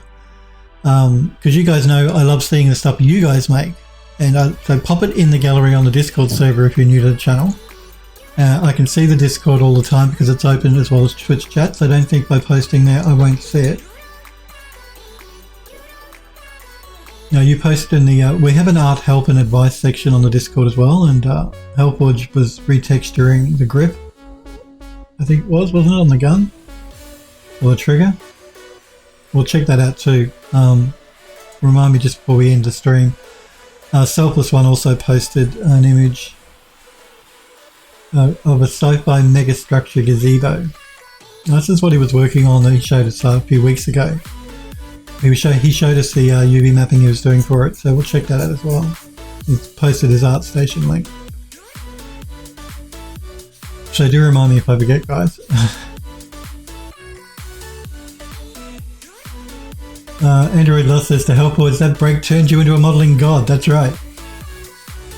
Kamal says, I need to sleep. Take care, buddy. You too. Thank you for being here, Kamal. You have a good week. Don't forget I'm back tomorrow if you want to watch tomorrow. And remember, guys, I'm not streaming next week, and then I'm back the week after, just because I've got meetings and stuff at the studio. So streaming tomorrow, but tomorrow's just a chat one. So no modelling. It's just chat. I'm off next week, but I'm back the week after. See you, Kamal. Android Lost says the Hellforge truly lives in US time since he said it's Monday and not Tuesday. Well, I do too. I tell when I tell you guys I stream on a Monday and Tuesday, that's for the benefit of you guys in the US, not to confuse people. Because really, for me, it's Tuesday and Wednesday. Like today is not Monday for me. Today is Tuesday because I come to you from the future. But I don't talk about that too much because it just gets too confusing. And it's 5 p.m. when I start for you guys on the Pacific time, but it's actually midday for me. So yeah, it just gets weird. People get confused. So I try and avoid it. I just work on US time. It's the easiest way to go.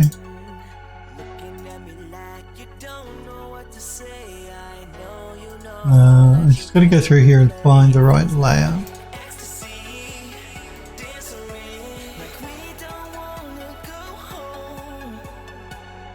What is this one? White top. Okay, so I need to make sure my color selection, it's to the blue, it should be fine. Okay. The white top, and this is the darker wood. Okay, and this is the normal wood. Okay. That's to the red. That's to the red. We're just going to change the edging a little bit. It's a little bit too heavy up through the top here, so I'm just going to pull it back just a little bit. We want some distressing, but not too much.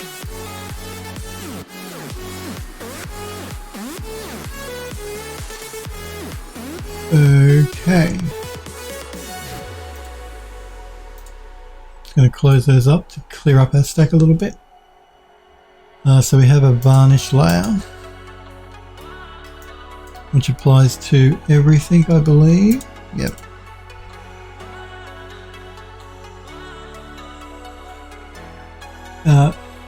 Hellboyd says, I got the Thompson SMG that I posted in the Discord, a Remington 870 hunting saw north, and double barrel versions, a QBZ95 and a Marshall JCM 800, and 2 speaker cabs. You have been busy, haven't you? Hellboyd says, and I just keep adding stuff to the list instead of finishing things. Andrew Lost says, I made a character a few weeks ago that I never posted. I've been unsure about posting it too. I'll let you decide if you want to show it on stream or not. I'll drop it in the Discord. We'll pop it in the Discord. Why wouldn't you want me to show it on stream? Is it a bit questionable? Because remember, we keep things clean on the Phil Does 3D stream. All of my videos go to YouTube as well, so I do have to be careful. But post it in the Discord. That's not a problem. Because the Discord, isn't visible on stream, and if I think it's not right, then I'll let you know. But certainly post it in the Discord. Because I love looking at your characters, Android Lust. You do some beautiful, beautiful work.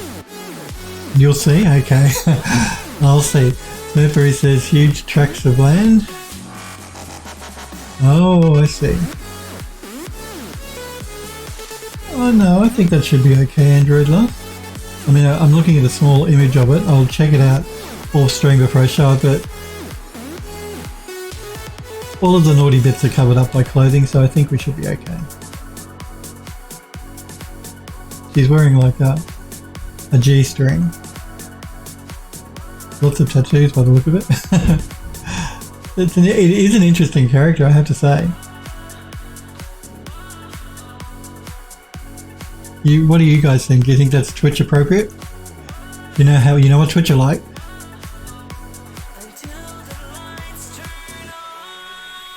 If you want to see what I'm talking about, you guys jump on the Discord server and look in the gallery. Android Lost has just posted 2 images of a new character he's working on. And it's racy. Racy. Lovely work though. Elfwood says it's a pretty sweet character. Android Lust, yep, nice tats, Elfwood says. Cartoon Network tats. Android Lust says, thank you Discord. Thank you Discord. Thank you Elfwood. That's the Discord link. Elfwood just popped into Twitch chat. And that's the Steam store link if you do want to wishlist the game. You see me working on the assets for here. Android Lust says, I've seen worse on Twitch. Yeah, I think I have too. Smurf says, I think it's probably terms of service safe. I think it will be safe because she's wearing a G-string, so she's not exposing any of her body parts. So they're all covered with clothing. So that's basically what Twitch have issues with. So her nipples are covered. We can't see those. That's important. You can't show bare nipples unless it's part of a game, and then Twitch seems to be okay with it. But if you're an art streamer, no. Can't show those nipples.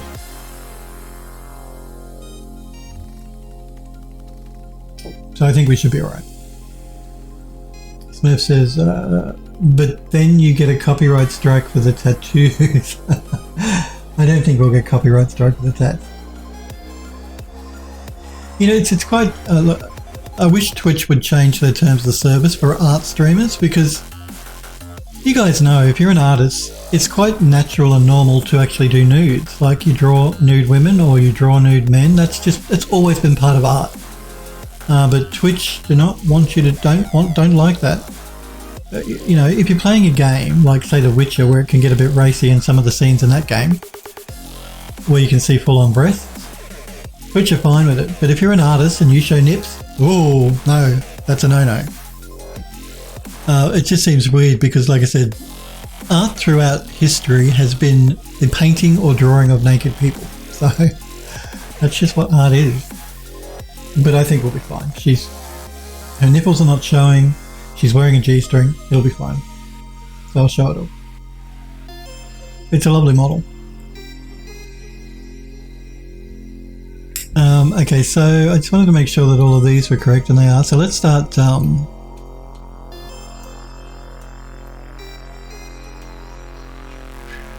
think I may have did I create that smart material before I added the... I didn't add the handles as a smart material. We'll tackle that in a minute. So this is the main part of the cabinet. Let's select the ones that we want to copy. So it'll be the varnish, the worn edging and the white top. And we'll work our way down. So we've got the kitchen DA, which is the one on the end here.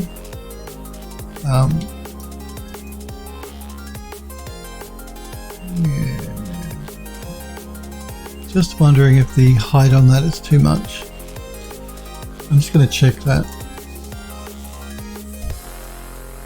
Yeah, I'm just going to pull back a little bit here on the height information on this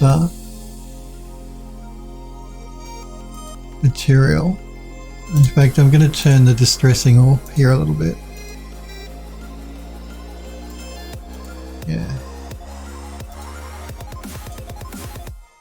Yeah.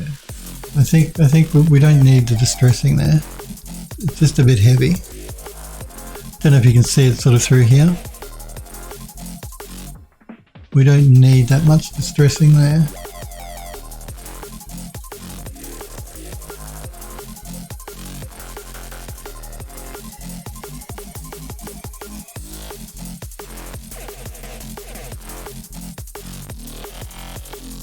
I mean, I do want some, but not too much. My apologies if you can hear banging next door. The flat right next to me on this side, the person that was living there has moved out, and I think I hear cleaners next door cleaning it up, because you know how after people move out of a place they've been renting, then they have to get it cleaned. I can hear a vacuum or something going, so. Smurf says, on the other hand, on the one hand I agree because I'm an artist and I understand, and I had a bunch of live model drawing classes. On the other hand, if Twitch allows that, then there's going to be so many people pushing the boundaries and streaming their hentai illustrations. Look, I know, I get where Twitch is coming from. I mean, I understand that, I do. My point was just that if you go to an art gallery, like, you know, say you and I could say the argument, well, you don't want kids exposed to nudity. Well, maybe you don't. Some people might. But if a family takes their children to an art gallery, chances are the kids are going to see paintings of naked women or men, because that's just the way art is. But I get where Twitch is coming from too. I mean, I do. And there will always be people that'll try and push it, because that's just human nature, I guess. So yeah, I can see both sides of the argument as well, Smurfery. I might turn that back on and see if I can't knock it back a little bit, I think.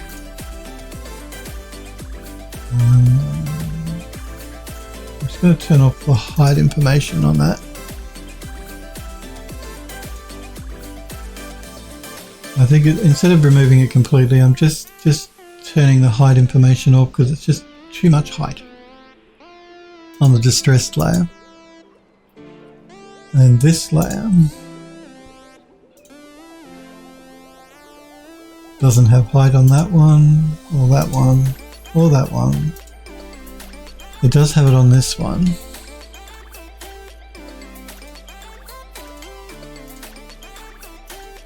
I might switch that off as well. I don't think we need the height information there.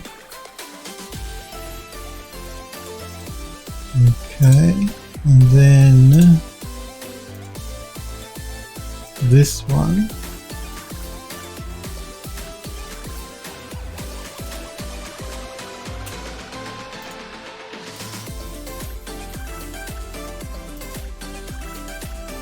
Yeah, it's this one, I think. I might turn the height information off on this underlying layer. Again, if we look up here, if I turn it on, you see how it really brings out the wood grain? I don't like that. And the distressing. I don't think it needs it. If we turn it off, it looks better. So we might turn it on, but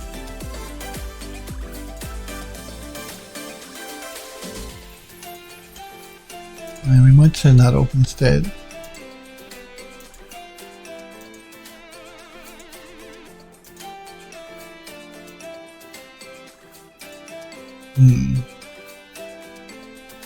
This is the underlying lighter wood, so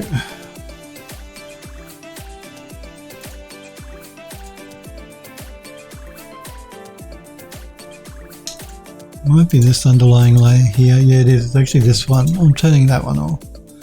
Well, I'm going to turn off the hide information for these two.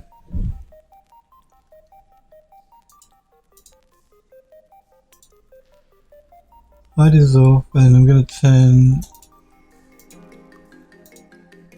Alright. Turn the normal off as well.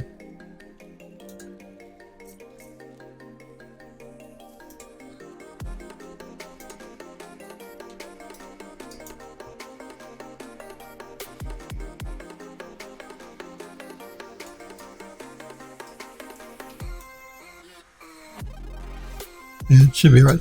I don't want to remove it completely because I do like some of the distressing. The height was just a bit too much on the inside of that cabinet before.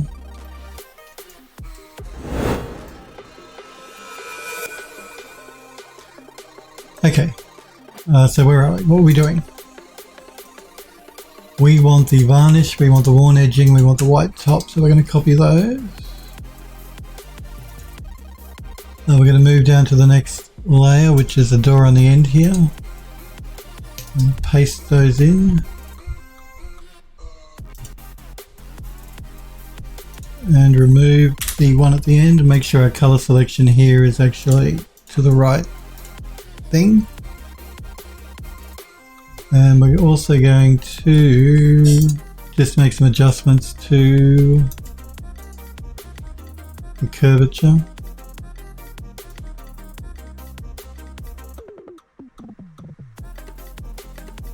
Just to dirty it up just a little bit here and there.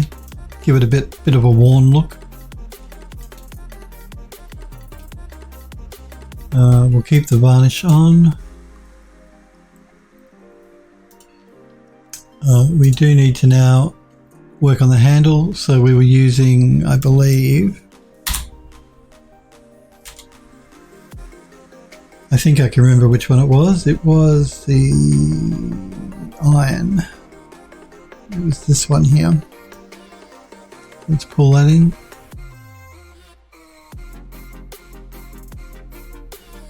And mask with color selection to the handle, and we ended up turning off the color, I believe it was at the beginning. Yep. So we just have like a worn handle.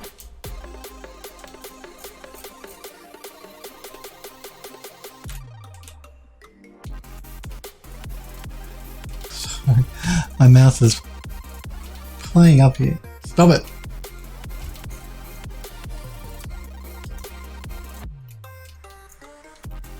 Oh, wow, you're annoying. There we go.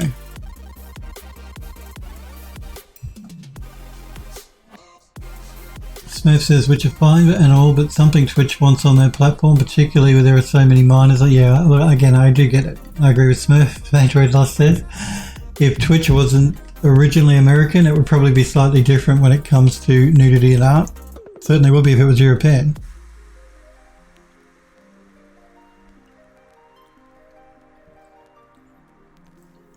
Andrew Luss says, I'm under the assumption other countries have it more normalised. I know Europe do. Australia is sort of a bit funny. Australia is like a mix between half English and half Australia. Australia can be quite conservative as well in their views of nudity. So yeah, I do get it. Helpwood says, copy and save. You're never unsure what to do. Copy and save. Well, we haven't done a save, so let's do that. That's a good suggestion. Models, kitchen. This is, instead of being top left, is going to be top right. That's right, isn't it? Yes, top right. Okay, let us copy all of these layers again. And let's move to the next door along, which I believe is... Which one is it? DA... Where's DB? DB's down there. Okay, we'll do them in order because, you know. So DB is the next one along, which is this one. Let's paste it in. Again, I'm just waiting for substance. Let's remove the last layer because it's blank. And we want to mask the handle to color selection.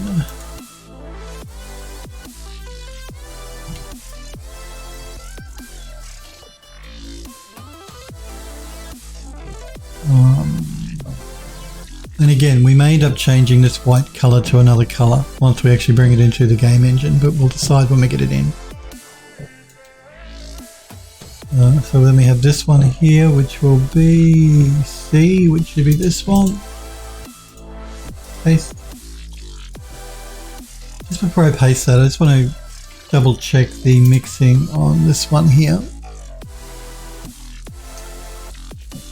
So we're going to go to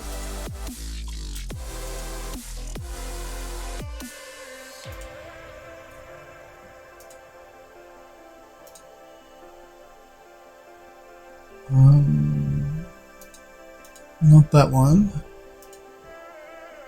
to this one perhaps. Yeah, just going to play with the curvature of this one a little bit just to see if I want to bring more or less in.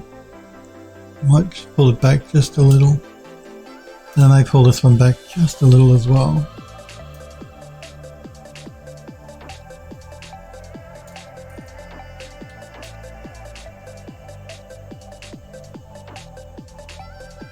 Because again, we want them to look dirty but not disgusting. It's an old kitchen, but yeah, we don't want it to look disgusting. So do you see this one here? It's paste.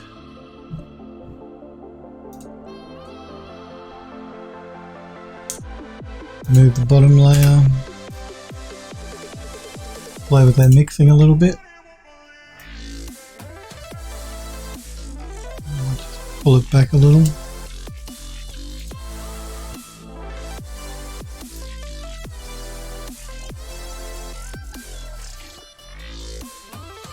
Okay, and then we got DD, which is the next one along.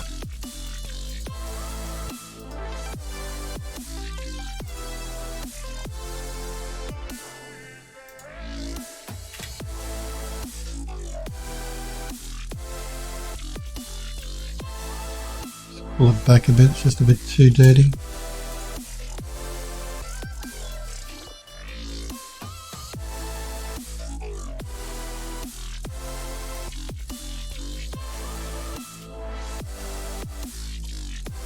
And the next one,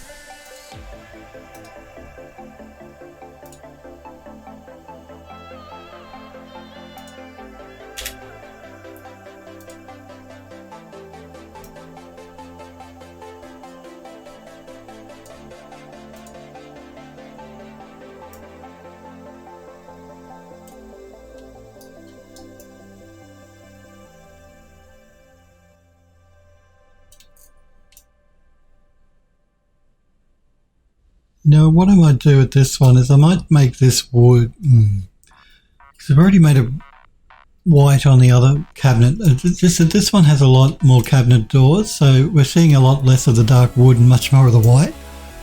I was trying to go for a bit more of a contrast.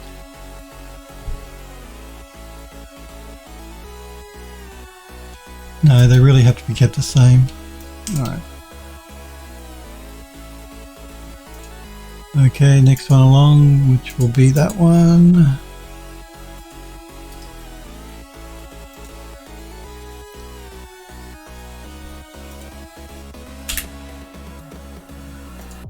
Pull back on the curvature a bit because it's a bit too strong.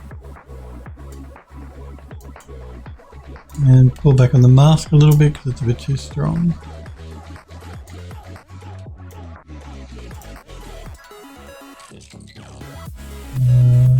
Do we not have a...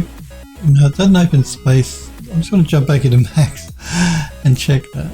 Yeah, it is. I thought we might have missed one of the doors, but we just left that bit open in the cabinet.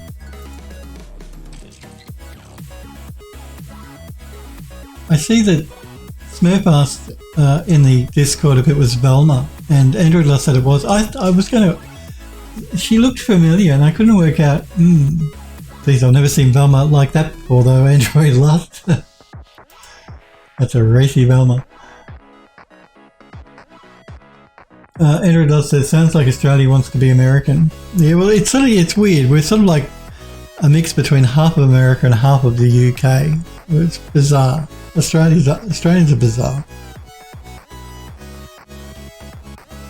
We take like half of the culture of the UK and Britain and half of the culture of the United States and we sort of mangle them together in this country. So then we have this door over here. Let's paste it in.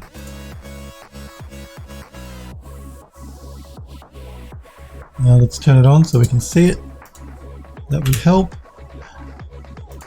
Check our curvature.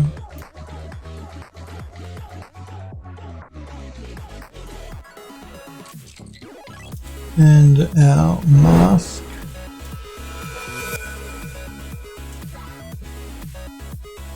We do have a bit of an issue. Oh, that's right, we haven't copied over, or did we? Yeah, we've got the handles here, so let's go back and look at that. So the handle, we just need to make sure it's the right color. And then this one here, we want the handle.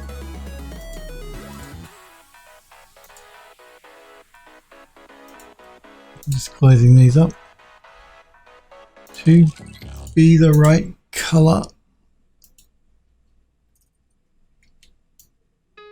And then this one over here, which we missed.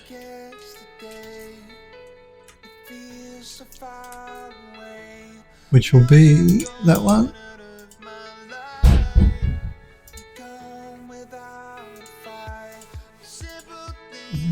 Color selection and pick color.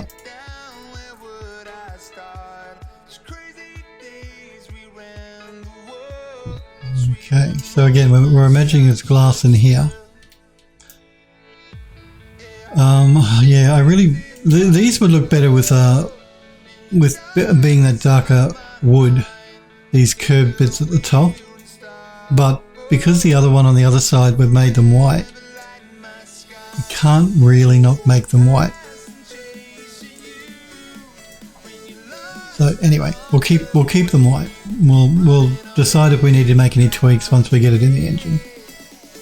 I think that's the best way to go.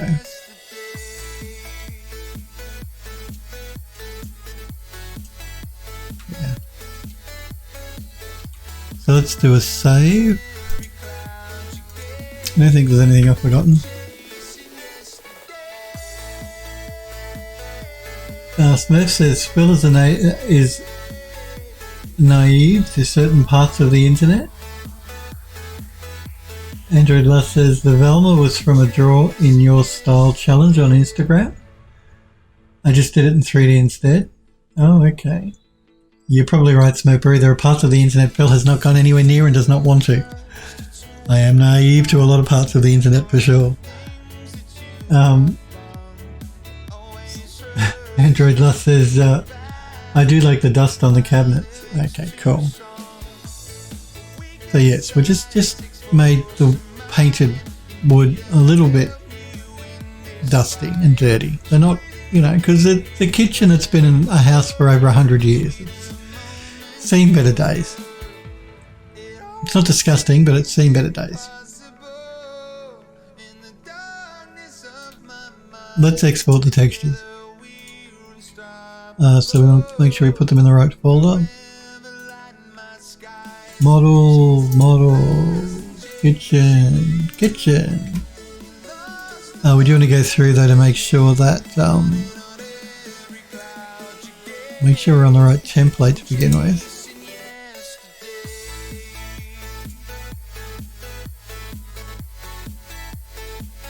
PBR metal rail. Let's save these settings so that hopefully the program will remember. We're not exporting the glass. The top right is the main part of the body, which we will save as 2K. The rest of them though, we will do what we did before and knock them back to 1K.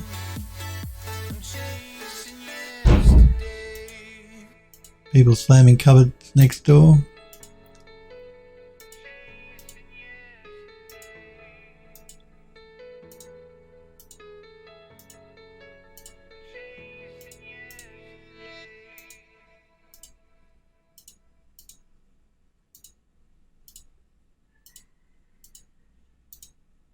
Okay, so 1K, 1K, 1K, 1K, 1K, 1K, 1K, and 2K. Good. And we're doing PBR metal rough in the right folder. Let's export. Cool. And save. And double check our folder. That's good. I don't care what they think if you're leaving. I'm gonna beg you to stay. It's just giving me a warning that you probably can't see it's behind me. That it can't generate the emissive map, but that's because we don't have an emissive map. So, I don't care about anything else but Smurf says, Velma in my style. What is this? Let me check this. Let me check this off stream. Just to be on the safe side.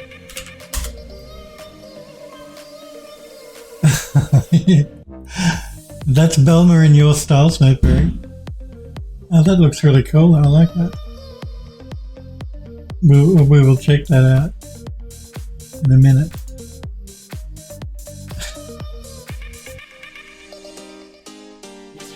Smurf says, oh wait, I should have made the conning tower brown. I'm gonna, how are we going for time? Okay. Let's make sure we did a save here, and I want to check out the stuff you guys have posted in the gallery, so let's do that.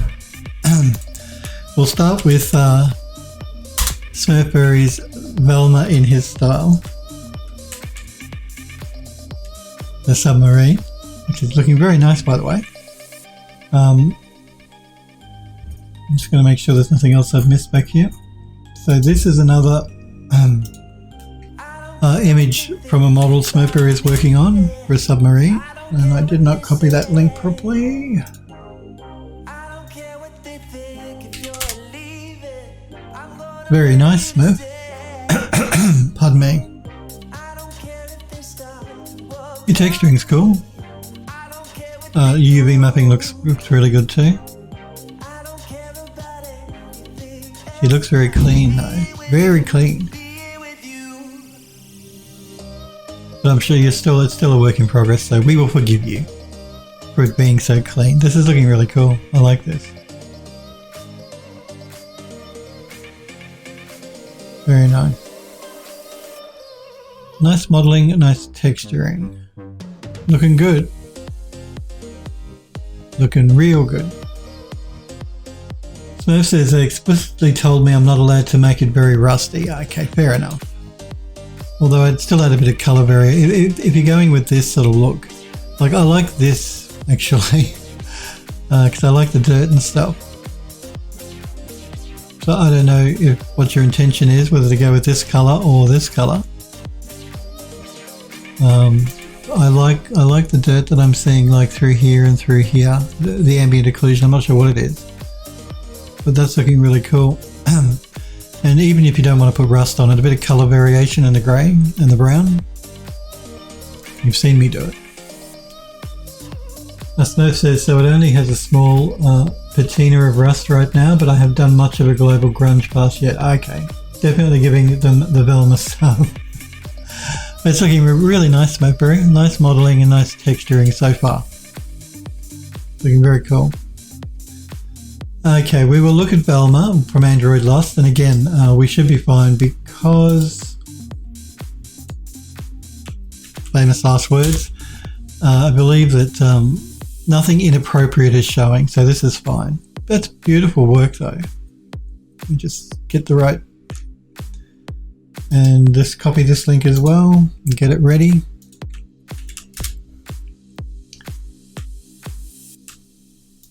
Yeah, it's beautiful modeling. Where do I know this from? Is this from this character here in the tattoo? Is that from Coco? You know the animated film Coco? I see Jerry from Tom and Jerry. Monkey. Is that from... What's Monkey from? Is it Samurai Jack? What's this monkey from? Helpwood says I'd write in a Velma sub. Helpwood says posted a couple of pics of my art in progress this year. Oh, cool. We'll show those too in a minute. Android Lost says Grim Adventures of Bill and Mandy. Of course, of course, of course. Oh man, I remember that cartoon. Yep. Monkey. Powder Puff Girls as well, Android Lust says. Mojo Jojo, Smurfberry says. I see the Powder Puff Girls.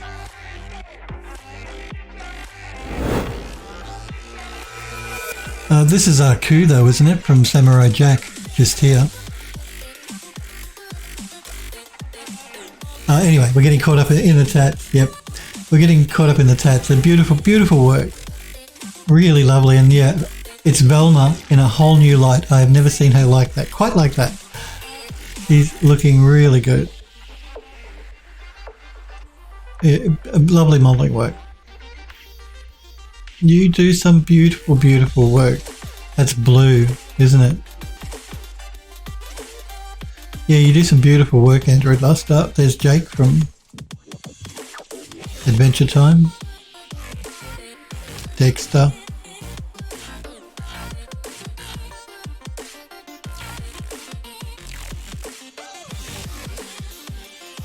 Android Lust says there's a bunch of older cartoon tattoos too, but it might not be shown.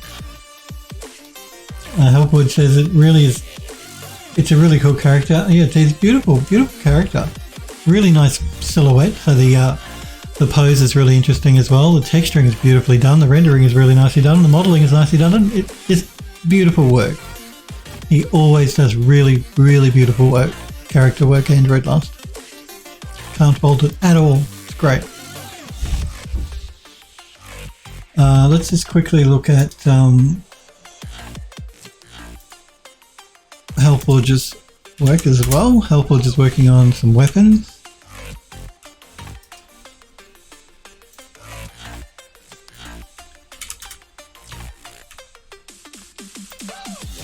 Nice. Yeah, again, I really like the texturing work. I see the bit of distressing you've got going here on the trigger, which is cool. I like the wood, the variation in the colour and the distressing here, and the metalwork through here.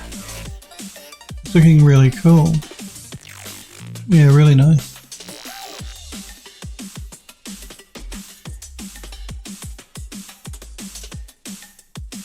Yeah, looking really good. Beautiful work as well.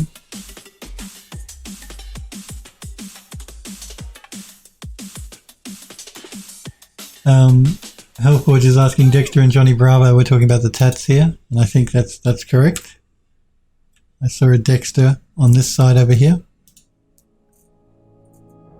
Yeah. There's Blue. That's Dexter. Johnny Bravo. It's lovely work. Oh, you guys have done beautiful, beautiful work. And yeah, I really like the texturing here as well. Nice work, Hellforge. Yeah, Hellforge says, full and proper pics coming once they're done. Well, thank you for showing us the works in progress, because I do like looking at the stuff you guys have made. Hellforge says, Courage the Cowardly Dog on the left bottom side there. Android Lust says it's Boo Boo Bear. I think that's his name. And Courage, yep. You like the bottom shotgun, Android Lust? I like them all. If I had to pick a favourite shotgun, I like this one. Well, is that yeah? Is that a shotgun or like an automatic rifle with a magazine here? Anyway, I like the design of this one. I mean, they all look really cool, but I do like this one. If you're into guns, which, you know. Android Lust says he likes the bottom one because it's like a combat shotgun. Hellwood says it's been so long since I saw those cartoons, I barely remember most of them. I know. Android Lust says model a gun cabinet for it all. Yes, that's a good idea. Actually, not sure if a cabinet would would showcase them good. Hellwood says to Android Lust, yeah, I could do that. I hadn't thought about doing that. And it's a submachine gun. Okay, I thought it was some sort of machine gun. That's my favourite. How are we going? Alright, I think we might leave it there though for today, guys and girls. I will be back tomorrow, but tomorrow is the last stream for the month, so it's just a chat stream. So tomorrow will be just chat. We can talk about whatever you guys want.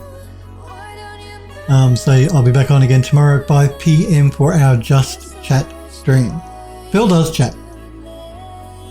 Andrew Dust says it's a mafia gun. He says Phil doesn't know about guns because his country has none. Well, that's right. Helpwood says not true. There's plenty of hillbillies that have hunting rifles. Well, that's true too. Rename Card says great work, everyone. Yes, it was beautiful work, as Rename Card says. Thank you guys for letting me show your work. Remember, if you're watching and you want to show your work off, well, you pop it in the gallery on the Discord server and I'll show it off on stream. If you don't want me to show it on stream, just tell me when you post the work in Discord and I won't. I know not everyone's comfortable having their work shown to everyone, so... remember, if you do want to join the Discord, click that link help, which is just popped into Twitch chat. If you're doing a wishlist, the game you saw me working on, click the link for the Steam store page. It's been popped into chat. Again, I'll be back tomorrow for the Phil Does chat, but I'm not streaming next week. Remember, I'm not streaming Monday and Tuesday next week, but then I'm back again as normal after that. So I will be back tomorrow for our Phil Does chat. You guys take care. Thanks for being here and hanging out and watching. Thanks for letting me show your work. And hopefully I will see you guys tomorrow. See you guys.